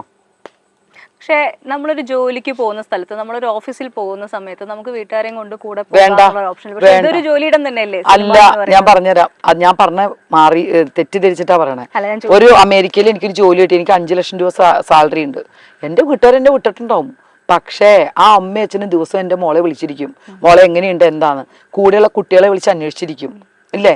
സിനിമാ ഫീൽഡിൽ തെറ്റ് നടത്തണമെന്നല്ല സ്ഥലമല്ല അത്. സിനിമാ ഫീൽഡ് എന്ന് പറഞ്ഞാൽ ഇതിനു വേണ്ടിയുള്ള സ്ഥലമല്ല. അങ്ങനെ ഒരു ചിന്താഗതിയുണ്ട്, അത് തെറ്റാണ്. നമുക്ക് വേണമെന്നുണ്ടെങ്കിൽ ഇഷ്ടമുള്ളവരുടെ കൂടെ പോവാം, അതിന്ന് ആരും ഒരു തെറ്റും പറഞ്ഞിട്ടില്ല, കോടതി വരെ പറഞ്ഞിട്ടില്ല. ഒരു പുരുഷനും സ്ത്രീക്ക് ഇഷ്ടമുള്ളവരുടെ കൂടെ പോവാം, അതിന് നിയമം ആണ്. പക്ഷെ ഈ വരുന്ന ആൾക്കാർ മുഴുവൻ റൂമിൽ കയറിയിട്ട്, ഞാനതാ പറഞ്ഞു ഇപ്പോഴും, ഒരു ഒന്നും ചെയ്യാത്ത ഒരു പുരുഷനെ റൂമിൽ കയറിയിട്ട് നാളെ അവൻ പീഡിപ്പിച്ചു അയാൾ എന്ത് തെളിവ് കാണിച്ചു കൊടുക്കും? ഞാനിപ്പോൾ അവരോട് പറയുന്നുണ്ട്, ഞാൻ ഒരു കാര്യം ഇപ്പം ഇതുവരെ ഞാൻ ആരോടും പറഞ്ഞിട്ടില്ല, ദയവ് ചെയ്ത് പുരുഷന്മാരോട് ഈ പാവം എൻ്റെ ഒരു എളിയ അഭ്യർത്ഥനയാണ്, നിങ്ങൾ ഇനി ഒരു കാരണവശാലും ഒരു ലേഡി റൂമിലേക്ക് കയറി വന്നാൽ ഈ ബട്ടൺസിൽ ഒരു ക്യാമറ വെച്ചോട്ടോ, നിവൃത്തിയില്ല, ഇല്ലെങ്കിൽ നമുക്ക് രക്ഷയില്ല. അത് തമാശ കൊണ്ടല്ല, ഞാൻ വെറുതെ പറയണതല്ല. കാരണം അവരെന്താ കാണിക്കുക? ചെയ്യാത്ത ഒരാളുടെ വിഷമം എന്തുണ്ടാവും? അയാളുടെ പേര് പറയുമ്പോൾ ആ കുടുംബം അനുഭവിക്കുന്ന വിഷമം എന്താന്ന് ചിന്തിച്ചിട്ടുണ്ടോ? ഞാൻ നേരത്തെ പറഞ്ഞെന്താ, ഒരുപാട് ദിവസം കൂടെ പോയി സ്നേഹിച്ചു, മലേഷ്യ പോണു, സിംഗപ്പൂർ പോണു, ഡ്രസ്സ് മേടിക്കുന്ന, സിനിമ, ഇതെല്ലാം കഴിഞ്ഞിട്ട് ഒരു കൊല്ലം കഴിഞ്ഞിട്ട് പറയാണ് അവൻ എൻ്റെ കൂടെ നടന്ന് എനിക്കത് ശരിയായില്ല എന്ന് പറഞ്ഞിടത്ത് എന്തർത്ഥമുള്ള? ഈ കുട്ടിയുടെ അച്ഛനും അമ്മയൊക്കെ എവിടെയായിരുന്നു? അപ്പോൾ എൻ്റെ അമ്മ ഇപ്പോഴും 9 മണി ഞാൻ ചോദിക്കും, നീ എവിടെയാന്ന്? എവിടെ? എൻ്റെ മോന് 15 വയസ്സായി. ഞാൻ പറഞ്ഞ അങ്ങനെ ഒരു ഇതിൽ ചട്ടക്കൂട്ടി പിടിക്കണമെന്നല്ല ഞാൻ പറയണത്. നമ്മൾക്ക് നമ്മുടേതായ അങ്ങനെ പോയി അങ്ങനെ ഒരു സംഭവം ഉണ്ടായിട്ട് അതങ്ങ് സഹിച്ചോളണം, നമ്മൾ സഹിക്കണം, വിളിച്ചു പറയാൻ നിൽക്കരുത്. ശരിയാണോ? ആണുങ്ങളുടെ ഒക്കെ മുഖം കാണിക്കും, ഈ പെണ്ണുങ്ങളുടെ മുഖം എന്താ മറച്ചു വെക്കണേ? എന്ത് വേണേ ആയിക്കോട്ടെ, ഇനിയിപ്പോൾ ഇത് വലിയ ഇതാവുമായിരിക്കും, വലിയ സംഭവമാകും, പ്രിയങ്ക പെണ്ണുങ്ങൾ പറഞ്ഞോട്ടെ, കുഴപ്പമില്ല. കാരണം ഞാൻ ഒരുപാട് ബുദ്ധിമുട്ടുകളും ഇതൊക്കെ സഹിച്ച് ഞാൻ ഈ ഫീൽഡിൽ നിൽക്കുന്ന ഒരാളെ, ധൈര്യമായിട്ട് കൊല്ലണി കൊന്നോട്ടെ എന്ന് പറഞ്ഞിട്ട് എന്ത് വേണേ ചെയ്തോട്ടെ. എന്തുകൊണ്ടിനാണ് മറച്ചു വയ്ക്കുന്നത്? അവർ തെറ്റ് ചെയ്തിട്ടില്ലേ? ഇങ്ങനെയുള്ള കാര്യങ്ങളാണ് ഞാൻ പറഞ്ഞു കേട്ടോ. കൊണ്ടുപോയി കൂടെ നടന്നു 1 വർഷം കറങ്ങി അടിച്ചു വന്നിട്ടും അവരുടെ കാര്യം ഞാൻ പറയണേ. അല്ലാതെ ബലമായ ഒരു സ്ത്രീയെ പിടിച്ചു കൊണ്ടുപോയിട്ട് അവരെ സമ്മതമില്ലാതെ ചെയ്യുന്നതിന് ഞാൻ അതിനൊക്കെ കൂടെ സപ്പോർട്ട് ചെയ്യുന്ന ആ സ്ത്രീക്ക് വേണ്ടി നിൽക്കുന്ന ആളാണ് ഞാൻ. പക്ഷെ ഇങ്ങനെയുള്ളതിന് ഞാൻ കൂട്ടു നിൽക്കില്ല, മീട്ടു ഞാൻ കൂട്ടു നിൽക്കൂല. ഇപ്പൊ വന്നിരിക്കുന്ന ഈ വിവാദങ്ങളും വിഷയങ്ങളിലും ഒക്കെ ജെനുവിനിറ്റി ഉണ്ട് എന്ന് ഫീൽ ചെയ്യുന്നുണ്ടോ ഏതെങ്കിലും തരത്തിൽ, അല്ലെങ്കിൽ ഒരു ശതമാനമെങ്കിലും? ഇപ്പോൾ ഹേമ കമ്മീഷൻ അതാണല്ലോ നമ്മൾ സംസാരിക്കുന്നത്. ഞാൻ അതിനെക്കുറിച്ച് ആധികാരികമായിട്ട് ഞാനത് മുഴുവൻ വായിച്ചിട്ടുമില്ല, എനിക്ക് അതിനെക്കുറിച്ച് പറയാനും അറിഞ്ഞുകൂടാ. പിന്നെ ഇപ്പം ഈ പറയുന്നതിന് ഒരു നേരത്തെ പറഞ്ഞതിന് തന്നെ ഒപ്പം ഞാൻ വെക്കാം, ഏതൊരു നടനോ ആരെങ്കിലും അങ്ങനെ ചെയ്തിട്ടുണ്ടെങ്കിൽ അവർക്ക് ഇത്ര പെട്ടെന്ന് ഈ റൂമിനകത്ത് ക്യാമറ വെച്ച് തെളിവ് കൊടുക്കാനൊന്നും പറ്റില്ല. കേസ് നോക്കുക, എന്നിട്ട് അതിനുള്ള തെളിവുകളുടെ അടിസ്ഥാനം, അതിനാണോ തെളിവുള്ളത്? പണ്ടത്തെ ഏത് ഹോട്ടലിൽ, ഇപ്പം ഈ കാലമുള്ള ഹോട്ടലിലൊക്കെ ക്യാമറ ഉണ്ടാവും ഇല്ലേ? പിന്നെ കുറ്റം ചെയ്തിട്ടുണ്ടെങ്കിൽ ശിക്ഷിക്കുക. പിന്നെ ചെയ്ത നമ്മുടെ ഭാഗത്തുള്ള തെറ്റെന്താണ്? ആ നിമിഷം സ്പോട്ടിൽ നമ്മൾ പ്രതികരിക്കില്ല. എന്തുകൊണ്ടാണ്? ഇപ്പം ചോദിക്കുക എല്ലാവരും, ഇവളൊക്കെ 10-12 കൊല്ലങ്ങളായിട്ടാണ് പ്രതികരിക്കണേ. ആ സമയത്ത് പേടിയാണ്, പേടിച്ചിട്ടായിരിക്കും പ്രതികരിക്കാത്തത്. അല്ലെങ്കിൽ പിന്നെ ചിന്തിക്കണത് എന്താണെന്നറിയോ? എന്തെങ്കിലും നമ്മളെ ഹെൽപ്പ് ചെയ്യുമായിരിക്കും, എന്തായാലും ഇങ്ങനെ ആയതല്ലേ, ഒരു സിനിമയിലെങ്കിലും ചാൻസ് തരുമായിരിക്കും. പാവപ്പെട്ട കുട്ടികൾ അങ്ങനെയും ചിന്തിക്കും. ഇതൊന്നും നടക്കാതെയും വന്ന് ഇങ്ങനെ ഒരു സപ്പോർട്ടും കിട്ടിയപ്പോൾ വിളിച്ച് പറഞ്ഞിട്ടുണ്ടാവും. കാരണം നല്ല സപ്പോർട്ടില്ലേ ഇപ്പോഴത്തെ സ്ത്രീകൾക്ക്? ഇപ്പം ഈ പ്രശ്നം വന്നാൽ എല്ലാവർക്കും സപ്പോർട്ട് കൊടുക്കുന്നില്ലേ? അപ്പോൾ അവർ വിളിച്ചു പറയും, അതിൽ സത്യം എന്താണെന്ന് അന്വേഷിക്കട്ടെ. അന്വേഷിക്കണവരെ എല്ലാവരും വെയിറ്റ് ചെയ്യേണ്ടി വരും. കാരണം നമുക്കിപ്പോൾ പെട്ടെന്ന് കയറിയിട്ട് നാളെ തന്നെ അയ്യോ ഇല്ലട്ടോ എന്ന് പറയാൻ പറ്റില്ല, ഇത്തിരി സമയം എടുക്കും. അത് സമയം തന്നെ വരെ വെയിറ്റ് ചെയ്യണം. സിനിമാ മേഖലയെ പറ്റി ഞാൻ പറഞ്ഞു, നമ്മൾ തുടങ്ങുന്ന കാലത്ത് അല്ലെങ്കിൽ വർഷങ്ങളോളം ഉണ്ടായിരുന്ന ഒരു ചീത്തപ്പേരുണ്ട്. ഈ സിനിമയിലേക്ക് വരുന്ന എല്ലാവരും തന്നെ മോശമായി പോകും എന്നൊരു ധാരണയുള്ളൊരു സമൂഹമാണ്. അതിൽ കുറേ പരിധിവരെ മാറ്റമൊക്കെ വന്നിട്ടുണ്ട്. ആൾക്കാർ കുറേ കൂടെ എഡ്യൂക്കേറ്റഡ് ആയി, എല്ലാ മേഖലയും ഒരുപോലെ തന്നെയാണ് എന്നുള്ള വിശ്വാസമൊക്കെ വന്നെങ്കിൽ പോലും സിനിമയെ പറ്റിയിട്ടുള്ള ചീത്തപ്പേരുകൾ ഇപ്പോഴും കുറച്ചധികം തന്നെയാണ് മറ്റു മേഖല വെച്ച് നോക്കുമ്പോൾ. അപ്പം ചേച്ചിയൊക്കെ സിനിമയിലേക്ക് വരുന്ന സമയത്ത് ഇപ്പം അമ്മ കൂടെ വന്നിരുന്നു എന്ന് പറയുന്നു. ഇപ്പം നാട്ടുകാർ മോശമായി പറയും എന്നുള്ളൊരു ഭയം കൊണ്ട് തന്നെയാണോ അമ്മ എപ്പോഴും കൂടെ വന്നിങ്ങനെ പ്രൊട്ടക്ട് ചെയ്ത് നിന്നിരുന്നത്? അല്ല, അന്ന് എനിക്ക് 14-15 വയസ്സാണ് വിയറ്റ്നാം കോളനി പടം ചെയ്യുന്നത്. അതിൽ സിദ്ദിഖ് സാറാണ് ഡയറക്ടർ. എനിക്ക് ജീവന് തുല്യം എന്ന് പറഞ്ഞാൽ അത്രയും ബഹുമാനവും ഞാൻ മനസ്സിൽ ഏറ്റവും കൂടുതൽ ഈ സിനിമ ഫീൽഡിൽ ഏറ്റവും കൂടുതൽ മനസ്സിൽ ഇഷ്ടപ്പെടുന്ന ഒരാളാണ് സിദ്ദിഖ് സാറ്. അദ്ദേഹത്തെ പോലെ ഒരു മനുഷ്യൻ ഈ ഫീൽഡിൽ ഇല്ല എന്ന് വിശ്വസിക്കുന്നു ഞാൻ ഈ നിമിഷം വരെ. പെരുമാറ്റത്തിലായാലും ഞാൻ ആ പടം ചെയ്ത ആ ഇതിലാണെങ്കിലും ഞാൻ ജീവിതത്തിൽ മറക്കാത്തൊരു വ്യക്തിയാണ് അത് സിദ്ദിഖ് സാറ്. വിയറ്റ്നാം കോളനി കഴിഞ്ഞു, മെല്ലപ്രമിലാൺവീട് കഴിഞ്ഞു, വെങ്കലം കഴിഞ്ഞു, വീണ്ടും അവരെന്നെ മാന്നാർമത്തായി സ്പീക്കിങ്ങിൽ വിളിച്ച് അതിനകത്തൊരു ഡാൻസ് ഉണ്ട്. എനിക്ക് ഡാൻസ് ഒന്നും അറിയില്ല, ഞാൻ കലാതിലകമല്ല, ഞാൻ നാടകത്തിൽ പോയിട്ടില്ല, വേറെ ഒരു ആക്ടിവിറ്റീസ് എനിക്കില്ല. പക്ഷെ ആ പടത്തിൽ ആ പാട്ട് എനിക്കറിയില്ല, ഇത്രയും ഹെവി ഒരു പാട്ടുണ്ടെന്നും ഒരു സ്റ്റെപ്പ് പോലും എനിക്കറിയില്ല. പക്ഷേ ആ ഡാൻസ് ചെയ്യാൻ നേരത്ത് സിദ്ദിഖ് സാർ എന്നോട് പറഞ്ഞു, ആ പാട്ടിനോടൊപ്പം തന്നെ ഡാൻസിനോടൊപ്പം ഞാൻ പാട്ടും പാടണം. വഴിമറന്ന് കുഴിയിൽ വീണ് പിടയും, അത് ചിലങ്കി എടുക്കണം, കറങ്ങും വേണം, എല്ലാം ഞാൻ ചെയ്യണം ഒറ്റ ടൈമിൽ. അന്ന് ക്യാമറയാണ്. ഇന്നിപ്പോൾ അഭിനയിക്കുന്ന ആൾക്കാർക്ക് വളരെ ഈസിയുണ്ട്, കാരണം ക്യാമറയുടെ സൗണ്ട് ഇല്ല. നമ്മൾ ഫിലിം തീരും തോറും നമ്മുടെ മനസ്സിൽ അയ്യോ എല്ലാവരും നോക്കണ്ടാവില്ല ഈശ്വര എത്ര ടേക്കായി, ആ ചിന്ത ഉണ്ടാവുമല്ലോ. ഞാൻ ആ സമയത്ത് സത്യം പറഞ്ഞാൽ ഞാൻ വിചാരിച്ചു എന്നെ കട്ട് ചെയ്യായിരിക്കും, സങ്കടമായി, എനിക്ക് പറ്റണില്ല. വാളെടുക്കണം, തല വറക്കണം, പാട്ട് പാടണം, ട്രോളി വരുമ്പോൾ അതനുസരിച്ച് നിൽക്കണം, ഇതൊന്നും എനിക്കറിയില്ല, ഡാൻസും അറിയില്ല. കാരണം കലാമണ്ഡലം സുമതി ചേച്ചി എന്ന് പറഞ്ഞാൽ നമ്മുടെ സുമതി ടീച്ചർ ആശയുടെ അമ്മ, അവിടെ ഞാൻ കുറച്ച് ദിവസം പഠിക്കാൻ പോയി. എനിക്ക് അരമണ്ഡലത്തിൽ നിൽക്കാൻ പറ്റാണ്ട് ഞാൻ ഇട്ടിട്ട് പോകുന്നത്, എന്നെ കൊണ്ട് വയ്യെന്ന് പറഞ്ഞ് പോകുന്ന ആളാണ്. അപ്പോൾ എൻ്റെ ഡാൻസ് എന്ന് പറഞ്ഞാൽ എനിക്ക് പറ്റാത്ത ഇതല്ലേ. പക്ഷെ ആ ഡാൻസ് സാറിനോട് പറഞ്ഞു, വേറൊരാളെന്നോട് പറഞ്ഞു തന്നു, 1 2 3 4 എന്ന് പറഞ്ഞ് നിർത്തിയാൽ മതി, പാട്ട് വരുമ്പോൾ ലിപ്പ് കറക്റ്റ് ആയിക്കോളുന്നു. ഞാനൊന്ന് ശ്രമിച്ചു നോക്കി, വേഗം നിർത്തിയിട്ട് സാറ് പറഞ്ഞു പ്രിയങ്ക പാട്ടൊന്ന് പാടുന്നു പറഞ്ഞു. എവിടുന്ന് പാടാൻ, വഴിമറന്ന് കുഴിയിൽ വീണ് പിടയും കരളെടുത്ത് അതൊക്കെ പാടണമല്ലോ. ഞാൻ ദൈവം സാക്ഷിയായിട്ട് ഒരു പ്രാർത്ഥന, അപ്പോൾ സാറ് പറഞ്ഞ ഒറ്റ വാക്കേ ഉള്ളൂ, പ്രിയങ്ക നിങ്ങൾ ഇന്ന് എന്ത് പറഞ്ഞാലും ശരി ഈ ഡാൻസ് തന്നെ കൊണ്ട് ഇവിടെ ചെയ്യിപ്പിക്കാതെ ഇന്ന് ഷൂട്ട് തീരൂലെന്ന്. സത്യം പറയാം, ഞാൻ പഴനി മുരുകനെ വിശ്വസിക്കുന്ന ഒരാളാണ്.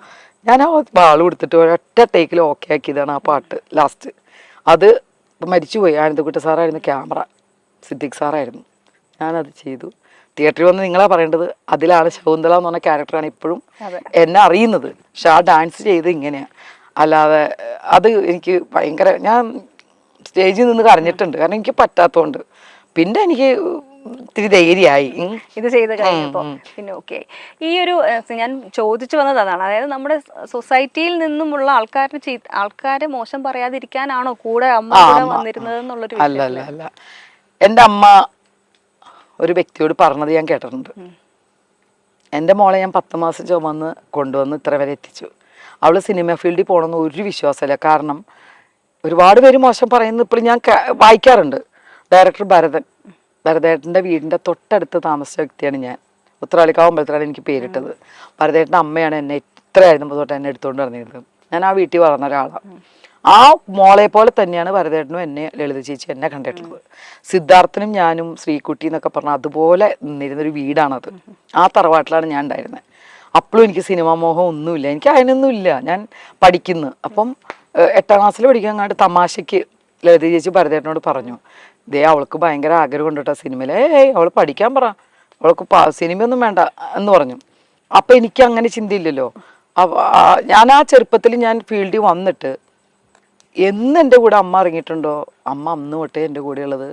എന്നെ വിശ്വാസമില്ല എന്നിട്ടോ ഞാൻ വേറെ വഴിക്ക് പോവോ നാട്ടുകാരെ ബോധിപ്പിക്കാനൊന്നുമല്ല, അമ്മയ്ക്കുള്ള സ്നേഹം കൊണ്ട് തന്നെയാണ് ഒരാശ്വാസം എൻ്റെ കൂടെ നിൽക്കണത്.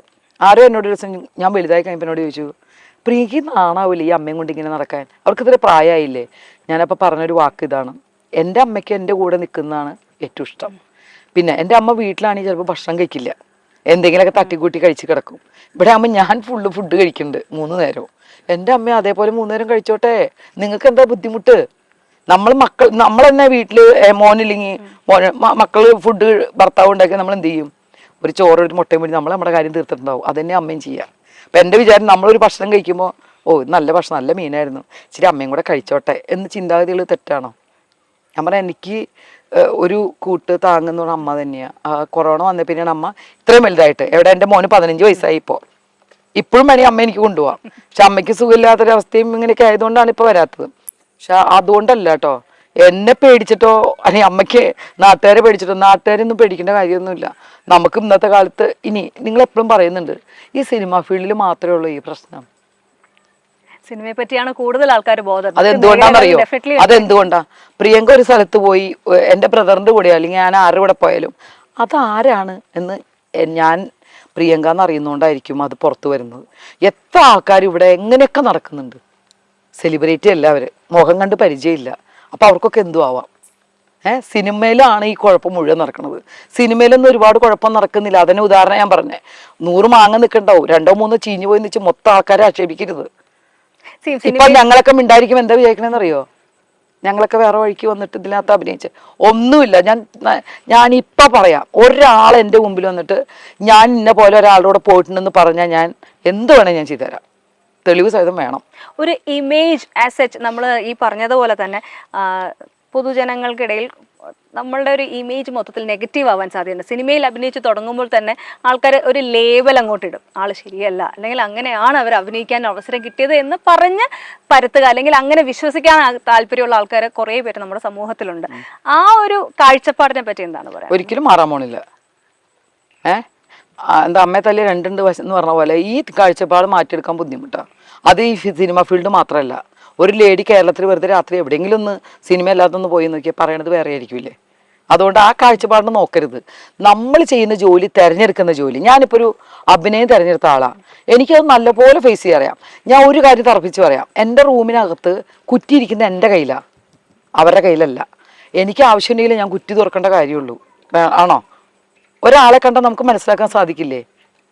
ഒരു പുരുഷനെ കണ്ടാൽ നമുക്ക് തീർച്ചയായിട്ടും മനസ്സിലാക്കാൻ സാധിക്കും. അയാളെ കണ്ണിൽ നോക്കിയാൽ മതി അയാൾ എന്ത് കാഴ്ചപ്പാടിൽ എന്നെ നോക്കണേ എന്നുള്ളത്. അത് മനസ്സിലാക്കിയിട്ട് പിന്നെയും കുറ്റിയൂരി അകത്ത് കയറ്റി വെച്ചും വർത്താനം പറഞ്ഞത് തെറ്റാണ്. ഇനി പുറത്തും ആരോ മുട്ടിന്ന് ഓടിയെന്നൊക്കെ പറയുന്നുണ്ട്. ഒറ്റ മുട്ടേ മുട്ടുള്ളൂ. ഞാൻ പുറത്തിറങ്ങി മുട്ടിയവനെ തട്ടിയിട്ടേ ഞാൻ അകത്ത് കയറുള്ളൂ എന്നുള്ള രീതിയിലുള്ള ആളാണ് ഞാൻ. കാരണം എന്താ അറിയോ, നമുക്ക് ജീവിക്കണം, നമ്മൾ ജോലി ചെയ്ത് ജീവിക്കാൻ വന്ന ആളാണ്. വെള്ളം അടിച്ച് റൂമിൽ മുട്ടണ പോലെ കൈകാര്യം ചെയ്യാനൊക്കെ നമ്മൾ പഠിച്ചിരിക്കണം. ആ സമയത്തൊക്കെ അമ്മയുണ്ട്, അമ്മ തുറന്നു നോക്കി എന്താ മോനെ പ്രശ്നം, ഇത്രയേ ഉള്ളൂ. അപ്പോൾ തട്ടലുകൾ ഇടയ്ക്കിടയ്ക്ക് വരുന്നു. അതല്ല, സത്യമല്ല. എന്റെ കാര്യത്തിൽ എന്നെ ജനറലി തട്ടുവോ മുട്ടുവോ എന്തെങ്കിലുമൊക്കെ ചെയ്തോട്ടെ, പക്ഷെ നമ്മൾ എന്തിനാണ് കുറ്റി തുറക്കാൻ പോണത്? അവിടെയൊക്കെ തട്ടി അവൻ കിടന്ന് മരിക്കുവോ വീണ് കിടക്കുവോ എന്തെങ്കിലും ചെയ്തോട്ടെ. തട്ടുന്നവൻ തട്ടന്റെ വിഷമം കഴിഞ്ഞ് പോട്ടെ. ഇനി അതല്ല, നമുക്ക് ചങ്കൂറ്റുണ്ടോ അറിഞ്ഞ് ചോദിക്കുക, എന്തിനാടാ നീ തട്ടണേന്ന് ചോദിക്കുക. ഈ തട്ടലും കൊണ്ട് കുറ്റി മാറ്റി അകത്ത് കിടക്കുന്ന കുറ്റിയൊക്കെ തുറക്കാൻ പറ്റുമോ? ഇല്ലല്ലോ. ഈ ഫീൽഡ് മാത്രമല്ല, എല്ലാ ഫീൽഡിലും എല്ലാ കാര്യങ്ങളും ഉണ്ടാവും. ഇല്ലെന്നൊന്നും പറഞ്ഞാൽ ആരും വിശ്വസിക്കില്ല. ചുമ്മാ പറയുകയാണ് അതൊക്കെ ഓരോരുത്തരുടെ ഇഷ്ടപ്രകാരം പോകാതിരിക്കുവോ അത് നമുക്ക് പ്രശ്നമല്ല. പക്ഷെ സിനിമ ഫീൽഡിനെ അടിച്ചാഭിഷേപിക്കരുത്. ആസ് സച്ച് സിനിമ ഫീൽഡ് ഇപ്പോൾ ഇത് സെക്ഷലായിട്ടുള്ള ഹറാസ്മെന്റുകളും ഫേവേഴ്സും ചോദിക്കുന്നു എന്നുള്ളത് അല്ലാതെ സിനിമയിൽ സ്ത്രീകളോടുള്ള അപ്രോച്ച് അല്ലെങ്കിൽ ഹൈറാർക്കി ഉണ്ട്. ഹീറോ ഹീറോയിൻ അവരോടുള്ള അപ്രോച്ച് അല്ലെങ്കിൽ അവർക്ക് കൊടുക്കുന്ന ട്രീറ്റ്മെൻറ്റ് അല്ല മറ്റ് വേഷങ്ങൾ ചെയ്യുന്ന താരങ്ങൾക്ക്. ചെറിയ വേഷങ്ങൾ ചെയ്യുന്ന താരങ്ങളിലേക്ക് എത്തുമ്പോഴത്തേക്കും ഈ പറഞ്ഞ പോലെ സ്ട്രഗിൾസ് കൂടി വരും, ഒരുപാട് പ്രശ്നങ്ങൾ നേരിടേണ്ടി വരും. അത്തരത്തിലുള്ള ചില പ്രശ്നങ്ങളെ പറ്റിയിട്ട് ചിലരൊക്കെ പറഞ്ഞു വിട്ടിട്ടുണ്ട്. ചേച്ചിയുടെ കരിയറിൽ എങ്ങനെയായിരുന്നു? എനിക്ക് ഫീൽഡിൽ അങ്ങനെ മോശമായിട്ടുള്ള അനുഭവങ്ങൾ ഒന്ന് രണ്ടെണ്ണമൊക്കെ വന്നിട്ടുണ്ടാവും. കാരണം എന്താ വെച്ചാൽ അത് നമ്മൾ ഒരു പടത്തിൽ വന്നിട്ട് നമ്മൾ പറഞ്ഞു വിടുക എന്നുള്ളൊരു കാര്യം, അങ്ങനെയൊക്കെ എന്തെങ്കിലുമൊക്കെ അല്ലാതെ എനിക്ക് വലിയ സംഭവങ്ങളൊന്നും എനിക്ക് ആരിൽ നിന്ന് ഉണ്ടാക്കാൻ ഞാൻ അതിനുള്ള ഗ്യാപ്പ് കൊടുത്തിട്ടില്ല. കാരണം എന്താ വെച്ചാൽ ഞാൻ ഒന്നാമത് ഒരു പടത്തിൽ വിളിക്കുമ്പോൾ നമ്മൾ വിളിക്കുന്നവരോട് സംസാരിക്കുന്ന ഒരു കാര്യമുണ്ട്. ഞാൻ ആകെ 3 കാര്യങ്ങളെ ചോദിക്കാറുള്ളൂ. ഡ്രസ്സ് എന്താണെന്ന് ചോദിക്കും. കാര്യം മുണ്ടും ബ്ലൗസും മാത്രം ഇട്ട് അഭിനയിക്കാൻ എനിക്ക് പറ്റൂല. പിന്നെ മോഡേൺ ഡ്രസ്സ് ഇട്ട് അഭിനയിക്കാൻ എന്നെ കൊണ്ട് പറ്റൂല. ഇതൊക്കെ നമ്മൾ ചെയ്യാൻ പറ്റാത്തവരെ നമ്മൾ ചോദിക്കണം. ലൊക്കേഷനിൽ ഇത്രയും ക്രൂ നിൽക്കുമ്പോൾ ഈ ഡ്രസ്സ് ഇത് പറ്റില്ല അത് പറ്റില്ല എന്നുള്ളത് ശരിയല്ല. അതുകൊണ്ട് ഡ്രസ്സൊക്കെ ഞാൻ ചോദിക്കും. രണ്ടാമത് ഞാൻ പറയും എനിക്ക് നല്ല റൂം വേണം. എൻ്റെ നിർബന്ധമുള്ള കാര്യമാണ്. കാരണം പഴയ കാലത്താണെങ്കിലും പറയാറുണ്ട് എനിക്ക് നല്ലൊരു സേഫ്റ്റി ആയിട്ട് കുറ്റിയും കുളത്തൊക്കെ നല്ല റൂം വേണം. അന്നൊന്നും എല്ലായിടത്തും AC റൂംസ് ഒന്നും ഇല്ല. ഇന്നിപ്പോൾ നിർബന്ധമായിട്ട് നമുക്ക് പറയാം, അന്നില്ല.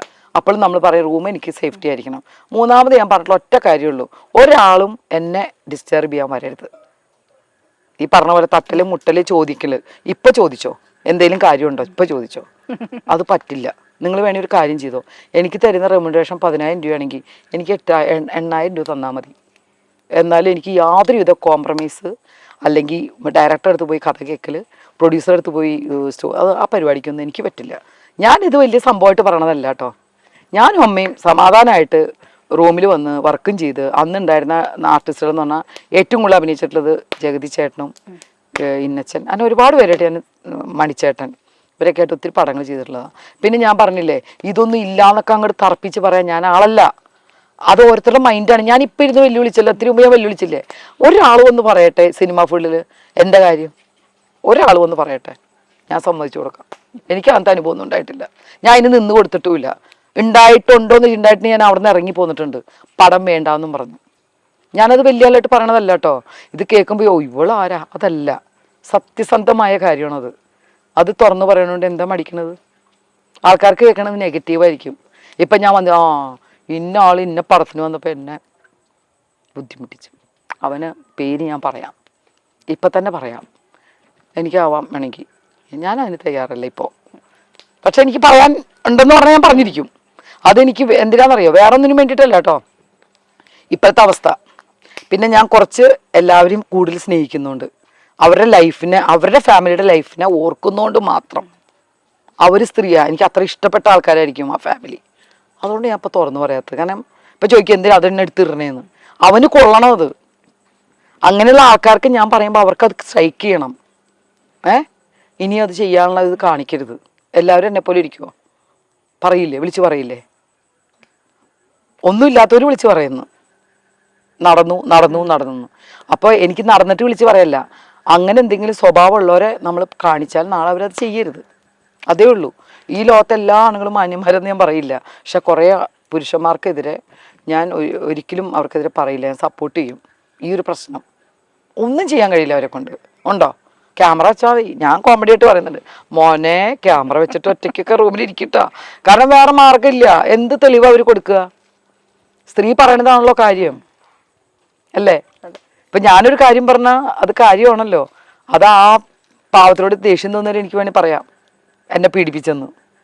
എന്ത് തെളിയിക്കും കുറെ വർഷങ്ങൾ കഴിഞ്ഞിട്ട്?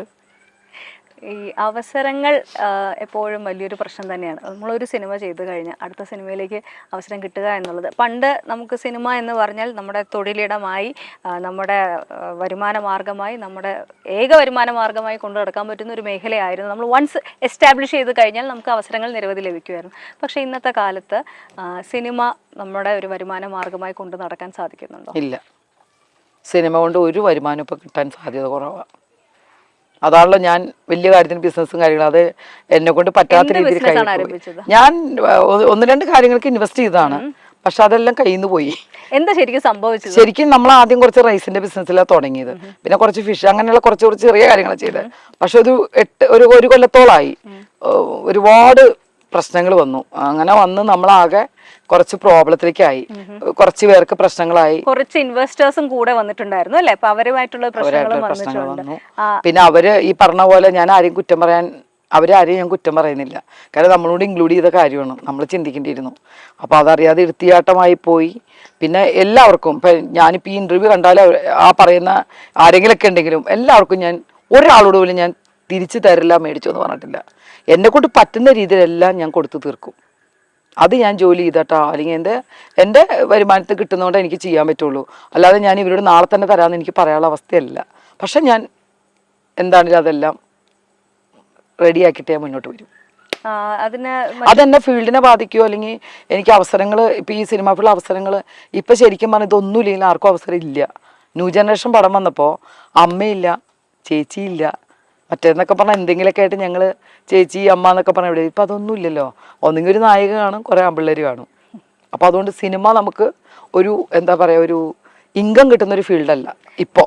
ഇത്രയും വർഷം നമ്മൾ അഭിനേത്രി എന്നുള്ള തൊഴിൽ മേഖലയിൽ തന്നെ നിന്ന് നമ്മുടെ പ്രൊഫൈൽ അതായിരുന്നു. പക്ഷെ ഇനി അങ്ങോട്ടും നമുക്ക് ജീവിക്കേണ്ടതായിട്ടുണ്ട്. അപ്പോൾ അതിന് എന്താണ്, അപ്പം വാട്ട് നെക്സ്റ്റ്, ഫ്യൂച്ചർ എന്ത് ചെയ്യണം എന്ന് എപ്പോഴെങ്കിലും ആലോചിക്കാറുണ്ടോ? ഇല്ല, ഞാനിപ്പം എൻ്റെ ഒരു പ്രോഗ്രാം പോകുന്നുണ്ട്, പരിഭവം പാർവതി. ഓൾമോസ്റ്റ് ഒരു 20 വർഷം കഴിഞ്ഞു. അത് 1368 എപ്പിസോഡ് ഏഷ്യാനെറ്റ് പ്ലസ് ലിപ്പിലും പോകുന്നുണ്ട്. അതിൻ്റെ ചെറിയൊരു വരുമാന മാർഗ്ഗമാണ്. അത് പറയുമ്പോൾ എനിക്ക് മറക്കാൻ പറ്റാത്തതും എൻ്റെ ജീവിതത്തോട് ചേർത്ത് വെച്ചതുമായ, എനിക്കിപ്പോൾ വേണ്ട, ചേർത്ത് വെച്ചതുമായ ഒരാളുണ്ട്. അവരുടെ പേര് പറയാതിരിക്കാൻ എനിക്ക് കഴിയില്ല. കാരണം എൻ്റെ ലൈഫിൽ എനിക്ക് ജനിക്കാതെ പോയ ഒരു കൂടപ്പിറപ്പാണത്. ആ ആള് കാരണമാണ് ഞാൻ ചിലപ്പോൾ ഇവിടെ ഇരിക്കുന്നുണ്ടാവുക തന്നെ. ചിലപ്പോൾ ഞാൻ എൻ്റെ കൈവിട്ടു പോയ സമയത്തും ചേർത്ത് പിടിച്ചിട്ടുള്ള ഒരാളാണ്. അപ്പോൾ ആ പേര് പറയാതിരിക്കാൻ എനിക്ക് കഴിയില്ല. പ്രീതി പറക്കാട്ട്. പ്രീതി പറക്കാട്ടാണ് ഞാനിപ്പോൾ ഇരിക്കുന്നുണ്ടെങ്കിൽ അതിനാകെ ഉള്ളൊരു ഉത്തരവാദി പ്രീതിയാണ്. എൻ്റെ എല്ലാ ദുഃഖങ്ങളിലും എല്ലാ കാര്യങ്ങൾക്കും ഒരു വിളി വിളിച്ചാൽ മതി. ദൈവത്തിന് തുല്യം ഞാൻ സ്നേഹിക്കുന്നുണ്ട് പ്രീതിയെ. കാരണം ചില സമയത്ത് മനുഷ്യനല്ലേ, കൈവിട്ടു പോവും നമ്മുടെ മനസ്സ്. അപ്പോഴും ഞാൻ വിളിച്ചു പറഞ്ഞ ഏകാശ്രയം പ്രീതിയാണ്. എപ്പോഴും എന്നോട് പറയും, നീ ധൈര്യമായിട്ടിരിക്കേ, എന്തിനാ വിഷമിക്കണത്. ഞാൻ 20 വർഷം മുമ്പ് പരിഭവം പാർവതി തുടങ്ങിയപ്പോൾ തൊട്ട് പരസ്യം പറക്കാട്ടാണ് ബ്രാൻഡ് ചെയ്തിരുന്നത്. ആ പറക്കാട്ടാണ് ഇന്നും സ്റ്റിൽ. അപ്പം മനസ്സിലാക്കാവുന്നേ ഉള്ളൂ. ഫാമിലിയാണ് എൻ്റെ. അവരുടെ എല്ലാ എന്തെങ്കിലും കാര്യങ്ങളുണ്ടെങ്കിലും വീട്ടിൽ പോകാനും, മൂന്നാറാണെങ്കിലും പ്രീതിയുടെ വീട്ടിലാണെങ്കിലും സമയം കിട്ടുമ്പോഴൊക്കെ ഓടിച്ചെന്ന് തിരിച്ച് ചോറ് വാരി എനിക്ക് വേണ്ടി തിരിച്ച് ചോറ് വിളമ്പി തന്ന പ്രീതി എൻ്റെ കൂടെ നിൽക്കുന്ന ഒരാളാണ്. ആ വന്ന് എന്നെ ഹഗ് ചെയ്യുമ്പോഴുള്ള ഒരു സ്നേഹം എൻ്റെ കൂടപ്പിറപ്പാണ് ശരിക്കും. അപ്പം എനിക്ക് ഈ ലൈഫിൽ ഏറ്റവും കൂടുതൽ എന്താ പറയുക ഒരു ഇതുള്ളത് പ്രീതി മാത്രമേ ഉള്ളൂ. കാരണം ഈ അടുത്തൊരു ഇൻസിഡൻറ്റ് ഉണ്ടായിട്ട് പോലും ഹോസ്പിറ്റലിൽ കിടന്നപ്പോഴാണെങ്കിലും എനിക്ക് പ്രീതി അതുപോലെ ഹെൽപ്പ് ചെയ്തല്ല, ആ ഒരു സമാധാന വാക്കുണ്ട് പുള്ളിക്കാരത്തിൽ. അതുപോലെ എല്ലാ ദുഃഖങ്ങളിലും എനിക്ക് കേസ് ഉണ്ടായപ്പോൾ തൊട്ട് ഓരോ പ്രോബ്ലം ഇപ്പം ഈ ബിസിനസ്സിന് സംബന്ധമായി എല്ലാത്തിനും നമ്മളെ ഒരു ആശ്വസിപ്പിക്കാൻ ഒരാൾ വേണമല്ലോ. അത് കപടമില്ലാത്തൊരു ആശ്വാസമാവണം, വേണ്ടേ? അതിലൊരാളേ ഉള്ളൂ. പിന്നെ ഇന്നും പരിഭവം ഭാരതി പോകുന്ന പ്രീതിയുടെ പറക്കാട്ടിൻ്റെ പരസ്യം തന്നെയാണ് ഇപ്പോഴും. അതൊരു വല്ലാത്തൊരു ആ പ്രീതി ഒരു വല്ലാത്ത ജന്മം തന്നെയാണ്. നമ്മൾ നോക്കുമ്പോൾ ടെലിവിഷൻ പരിപാടിയുടെ ഒരു സ്പോൺസർ. അതെ, പക്ഷെ അതിനേക്കാൾ ഉപരി ജനിക്കാതെ പോയ എൻ്റെ ഒരു കൂടപ്പിറപ്പാണ് പ്രീതി. കൂടപ്പിറപ്പിന്റെ കാര്യം പ്രകാശേട്ടനോ കേട്ടോ, പ്രകാശേട്ടനാണ്. ഞാൻ ശരിക്കും പ്രകാശേട്ടൻ്റെ ഫസ്റ്റ് ഷോപ്പ് ഉദ്ഘാടനത്തിന് ചെന്ന ആളാണ് ഞാൻ. കൊടുങ്ങല്ലൂര് അവരുടെ ഷോപ്പ് ഞാൻ ഉദ്ഘാടനത്തിന് ചെന്നാണ് പരിചയപ്പെടുന്നത് തന്നെ. അന്ന് പ്രകാശേട്ടനെ ഇവർ വന്നു തുടങ്ങിയിട്ടേ ഉള്ളൂ. പക്ഷെ പിന്നെ ഒരുപാട് ഇതായി. പക്ഷെ എന്നാലും എന്നെ ചേർത്ത് പിടിക്കാൻ ഒരാളുള്ളത് എപ്പോഴും അതെ പ്രീതി തന്നെയാണ്. കൂടപ്പിറപ്പിന്റെ കാര്യം പറഞ്ഞതുകൊണ്ടാണ് ഇത് ചോദിക്കുന്നത്. ഈ പ്രശ്നങ്ങളും വിവാദങ്ങളും ഇടയിൽ ചേച്ചിയുടെ ലൈഫിൽ വളരെ എന്താ പറയുക മോശമായ കാര്യങ്ങൾ പുറത്തു വന്ന സമയത്ത് ഇത് കണ്ടിട്ടാണ് ബ്രദർ ആത്മഹത്യ ചെയ്തത് എന്ന് ചേച്ചി പറഞ്ഞതായിട്ടാണ് ഞാൻ. ഒരിക്കലും ഇല്ല, അത് 100% തെറ്റ്. പിന്നെ ഞാൻ ഫീൽഡിൽ വരുന്നതിന് മുമ്പ് എൻ്റെ ബ്രദർ മരിച്ചു. ഓക്കെ, അതെങ്ങനെ മരിച്ചു എന്ന് ഞാനിപ്പോൾ വെളിപ്പെടുത്താം. ഇതുവരെ ആർക്കും അറിയില്ലായിരിക്കും. മോഹൻലാൽ ഉത്സവപ്പിറ്റ് എന്നൊരു പടം ഉണ്ടായിരുന്നു. ആ പടത്തിൽ ലാലേട്ടൻ ലാസ്റ്റ് തൂങ്ങി മരിക്കുന്ന സീനായിരുന്നു. ആ കുട്ടികളുടെ മുമ്പിൽ വെച്ച് എൻ്റെ ബ്രദർ ചെയ്തിട്ട് 14 വയസ്സിൽ കാലറിയാതെ സ്ലിപ്പായി പോയിട്ട് മരിച്ചതാണ് എൻ്റെ ബ്രദർ. അന്ന് 14 വയസ്സ്, ട്വിൻസ് ആയിരുന്നു. ആ ഒരാൾ മരിച്ചത് ഞാൻ ഫീൽഡിൽ വരുന്നതിന് മുമ്പ്. അന്ന് എനിക്ക് 13 വയസ്സ്. ഈ ഇൻസിഡന്റ് ലാലേട്ടന് അറിയാം. ഇത് പേപ്പറിൽ വലിയ ന്യൂസായിരുന്നു. അത് വന്ന് ഭരത് ഗോപി സാറാണ് അത് ഡയറക്റ്റ് ചെയ്തത്. അദ്ദേഹത്തിനും ഇതറിയാം. ആ ഒരു സ്നേഹം എൻ്റെ അമ്മോടും എന്നോടും ലാലേട്ടനുണ്ട്.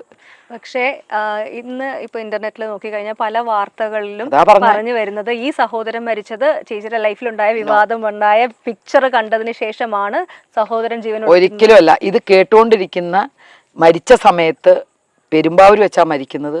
ആ നാട്ടുകാർക്ക് കറക്റ്റ് അറിയാം എന്താ സംഭവം. അന്ന് പ്രിയ ഫീൽഡിലില്ല.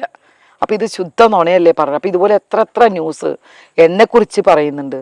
ഇതൊരു ബ്രദറൊക്കെ മരിച്ചത് എന്ന് അത് കഴിഞ്ഞ് എനിക്കൊരു ബ്രദറുള്ള കുവൈറ്റിൽ വർക്ക് ചെയ്യണം വൈഫും കുട്ടിയായിട്ട്. ആ ബ്രദറും ഇതായിട്ട് യാതൊരു കണക്റ്റഡും അല്ല. പക്ഷെ ഞാൻ അതും കേട്ടു. ആ പത്രം അന്ന് വിറ്റത് എങ്ങനെയാണെന്നറിയോ? ഞാൻ കണ്ടതാ.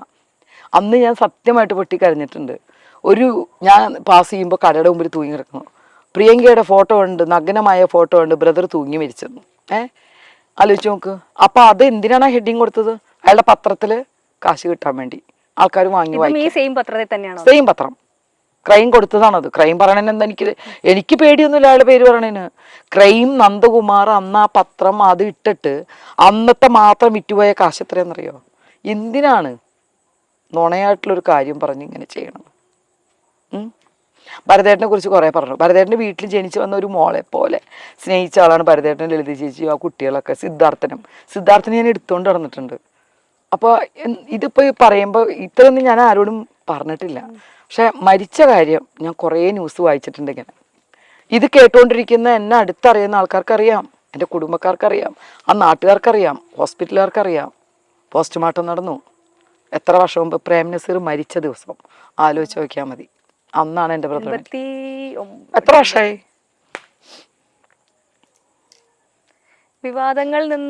വിവാദങ്ങളിലേക്ക് തന്നെ പോവാണ്. ഒരു വിവാദം ഒന്ന് ഒഴിഞ്ഞു വരുമ്പോൾ അടുത്തൊരു വിവാദം വരുന്നു. അങ്ങനെ ഒരു തോന്നൽ വരുന്നുണ്ടോ? അമ്മ പറയും കാർത്തിക നാളെ സൂക്ഷിച്ചും കണ്ട് നിൽക്ക്, കാർത്തിക കീർത്തിയും കേൾക്കും അപകീർത്തിയും കേൾക്കുമെന്ന്. ഞാൻ അറിഞ്ഞുകൊണ്ട് വിവാദങ്ങളിലേക്ക് വരുന്നതല്ല. എനിക്ക് അങ്ങനെ താല്പര്യവും ഇല്ല. അങ്ങനെയാണ് ഇന്ന് ഏറ്റവും കൂടുതൽ വിവാദവും ചാനൽ മുഴുവൻ നിറഞ്ഞു നിൽക്കണമെന്ന് ഞാനാ. എനിക്ക് വേണമെങ്കിൽ ഉപയോഗിക്കായിരുന്നു. അവരുടെ കാര്യങ്ങൾ മതി, താല്പര്യമില്ല. ഇതറിയാതെ വന്നു പോകുന്ന ഓരോരുത്തർ പടച്ച് വിടുന്ന വിവാദം ആണ്ടോ. ഇപ്പം നമ്മളിപ്പോൾ ഇപ്പം നിങ്ങൾക്ക് തന്ന ഒരു ഇൻ്റർവ്യൂവിലെ ചില ഭാഗങ്ങൾ എടുത്തിട്ട് ഇപ്പോൾ ഈ ഒരു ചാനലുകാർ ചെയ്യുന്ന അവരുടെ ജോലിയാണ്. അവർക്ക് എങ്ങനെ ചാനൽ റീച്ച് കൂട്ടാന്നാ നോക്കുള്ളൂ അല്ലേ? അതായത് പ്രിയങ്കയ്ക്ക് ഇതിപ്പോൾ ഒരു വാർത്ത ഇട്ട് കഴിഞ്ഞാൽ പ്രിയങ്കയ്ക്ക് വലിയ പ്രശ്നം ഉണ്ടാവുമെന്നൊന്നും ചിന്തിക്കണ്ട. എല്ലാവരും അങ്ങനെയാണ്, സ്വന്തം കാര്യങ്ങൾ തന്നെ നോക്കുള്ളൂ അല്ലേ? അതിന് തെറ്റ് പറയാനൊന്നും ഞാനാണല്ല. പക്ഷെ ഇപ്പം ഈ ചോദിച്ച ചോദ്യം അതിനുള്ള ആൻസർ വലിയൊരു ആൻസറാണ്. ഈ ലോകത്തുള്ള ആൾക്കാർ ഈ ചാനൽ കാണുന്നുണ്ടെങ്കിൽ അവരറിഞ്ഞിരിക്കണം. ആ സിനിമ വരുന്നതിന് മുമ്പേ എൻ്റെ ബ്രദർ മരിച്ചു. അതിൻ്റെ ദുഃഖം ഇപ്പോഴും മനസ്സിൽ കൊണ്ടുനടക്കുന്ന ആളാണ് എൻ്റെ അമ്മയും ഞാനും. ലാലേട്ടനോട് അന്ന് വിയറ്റ്നാമിൽ അഭിനയിച്ചപ്പോൾ ഞാൻ പറഞ്ഞു, ലാലേട്ടൻ ഇങ്ങനെ അന്ന് അമ്മയെ ലാലേട്ടൻ ചേർത്ത് പിടിച്ചിട്ട് പറഞ്ഞതാണ് മോനെ പോലെ കണ്ടോളൂ കേട്ടോ. ഇന്നും എൻ്റെ അമ്മ മോനെ പോലെ കാണുന്ന ആളാണ് ലാലേട്ടൻ. പിന്നെ മമ്മൂക്ക ഞാൻ ചോദിച്ചില്ല എന്നാലും പറയാം, ഇത്രയും നല്ലൊരു മനുഷ്യൻ. ഞാൻ സിനിമയിൽ അഭിനയിക്കുമ്പം എനിക്ക് തോന്നുന്നു 3-4 പടം ചെയ്തിട്ടുള്ളെങ്കിൽ പോലും എനിക്ക് മമ്മൂക്ക എന്ന് പറഞ്ഞു കഴിഞ്ഞാൽ സത്യം പറഞ്ഞാൽ രണ്ട് തലത്തിൽ നിൽക്കുന്ന ആൾക്കാരാണ്. എൻ്റെ കൂടെ അഭിനയിച്ചിട്ടുള്ള ഓരോ ആൾക്കാരും എനിക്കൊരു ഇതൊന്നുണ്ട്, എല്ലാവരും ഞാൻ വളരെ റെസ്പെക്റ്റായിട്ടും ഇപ്പം നിൽക്കുന്നു അതുപോലെ തന്നെയാണ്. എനിക്കൊരു ബുദ്ധിമുട്ടും ഫീൽഡിൽ നിന്നുണ്ടാകാൻ ഞാനത് അനുവദിച്ചു കൊടുത്തിട്ടില്ല. നമ്മുടെ ആ പ്ലേസ് ഒഴിച്ചു കൊടുക്കണം, കയറിക്കോ അങ്ങോട്ട് വാന്നും പറയാം. ആ പ്ലേസ് അവിടെ തന്നെ നിൽക്കട്ടെ, എന്തിനും നമ്മൾ മാറ്റി കൊടുക്കുന്നു. എല്ലാ ജോലിയിലും ഉണ്ട് ഇല്ലേ? ഈ ഒരു ജോലി മാത്രമല്ല, ഹോസ്പിറ്റൽ ജോലിയുണ്ട്, എല്ലായിടത്തും ഉണ്ടാവും. നമ്മളല്ലേ തീരുമാനിക്കേണ്ടത് നമ്മൾ എന്ത് ചെയ്യണമെന്ന്. തീർച്ചയായിട്ടും. അപ്പോൾ എന്തായാലും വളരെ ഓപ്പണായിട്ടുള്ളൊരു ടോക്കായിരുന്നു നമ്മുടെ. ഒരുപാട് നല്ല നല്ല കാര്യങ്ങൾ സംഭവിക്കട്ടെ, പ്രശ്നങ്ങളും വിവാദങ്ങളും ഒക്കെ മാറി വരട്ടെ എന്ന് ആശംസിക്കുന്നു. എനിക്ക് ലാസ്റ്റ് ഒരു കാര്യം കൂടി പറയാനുള്ളൂ. ഇങ്ങനെ ഞങ്ങളെപ്പോലെയുള്ള ഒരുപാട് ആർട്ടിസ്റ്റുകൾ ചെയ്യാത്ത തെറ്റിന് ഇപ്പം കേട്ടുകൊണ്ടിരിക്കുന്നുണ്ട്. ഞങ്ങൾ മിണ്ടാത്തത് എന്തുകൊണ്ടാണെന്ന് വെച്ചാൽ നമുക്ക് മറ്റുള്ളവരുള്ള സ്നേഹമുള്ളത് കൊണ്ട് മാത്രമാണ്. കാരണം വേറെ ഒന്നും പറയാനില്ല ഇപ്പോൾ. കാരണം നമ്മൾ പറഞ്ഞു കഴിഞ്ഞാൽ അത് ഒരുപാട് ന്യൂസുകളായിട്ട് മാറി വന്നുകൊണ്ടിരിക്കുക. അപ്പം നമുക്ക് മൗനമായിട്ടിരിക്കാനേ പറ്റില്ല. അല്ലാതെ ഞങ്ങൾ തെറ്റ് ചെയ്തുകൊണ്ട് ഒളിച്ചോടി പോകുമൊന്നുമല്ല. പറയേണ്ട സമയങ്ങൾ നമ്മൾ പറയും, അത് ജനങ്ങൾക്ക് അറിയാനെങ്കിൽ മനസ്സിലാക്കാൻ വേണ്ടിയിട്ട്. ഞാൻ ഇപ്പോഴും പറഞ്ഞു, ഒരു നല്ല ഇൻ്റർവ്യൂ എല്ലാവരും കൂടി കൊടുക്കൂ. കാരണം ജനങ്ങൾക്കറിയില്ല. ജനങ്ങൾ ചാനലുകാർ കൊടുക്കുന്നതാണ് ജനങ്ങൾ വിശ്വസിക്കുന്നത് അല്ലേ? അവർക്കല്ലാതെ നമ്മൾ തിരുത്തി പറഞ്ഞു കൊടുക്കുന്നില്ലല്ലോ. തിരുത്തി പറഞ്ഞു കൊടുത്താൽ കുറേ പേരെങ്കിലും നമുക്കത് മനസ്സിലാക്കാൻ സാധിക്കില്ലേ? അതാ ഞാൻ പറഞ്ഞത്, ഒരു വലിയ മാവ് നിൽക്കുന്നതിൽ 100 മാങ്ങയും ചീത്താന്ന് പറയല്ലേ. അതിലൊരു 10 മാങ്ങ പോയാലും ബാക്കിയുള്ളവരിലൊക്കെ പെടുന്ന ഒരാളാണ് ഞാൻ. അതല്ല, അന്തസ്സായിട്ട് തന്നെ ഞാൻ പറയും. കാരണം ഞാൻ ഇവിടെ നിന്ന് പറയല്ലേ, ഏതൊരാൾ തെളിവും കൊണ്ട് വന്നിട്ട് നിങ്ങളുടെ മുമ്പിൽ വരട്ടെ, അങ്ങനെ വരുമോ നോക്കാം നമുക്ക്. എന്തായാലും ഇത്രയും നല്ലൊരു കുറച്ച് വിഷമമുണ്ട്, എന്നാലും വിഷമം തോന്നി. ഞാൻ കരയാൻ ആഗ്രഹിക്കുന്ന ആളല്ല. ഞാൻ എല്ലാവരും ചിരിപ്പിക്കാൻ തന്നെ ഇന്നും നോക്കാറ്. കാരണം എപ്പോഴും എൻ്റെ വിഷമം ഒരുപാട് ഉള്ളിലുണ്ട്, പക്ഷെ ഞാൻ പുറത്ത് കാണിക്കാറില്ല. പക്ഷെ ഈ ചില സമയങ്ങളിൽ നമ്മൾ ഓർത്തു പോകും, മരിച്ചതും ഒക്കെ ഓർത്തു. അതിന് ഇത്തിരി വിഷമം തോന്നി. എന്നാലും ഇങ്ങനെ ഒരു ചാനലിൽ എൻ്റെ കുറച്ച് ഹൃദയം ഈ ചൂടത്ത് ഈ തീയിൻ്റെ കൂടെ പങ്കുവയ്ക്കാൻ സ്വാമിയോടൊപ്പം സാധിച്ചതിൽ വളരെ സന്തോഷം.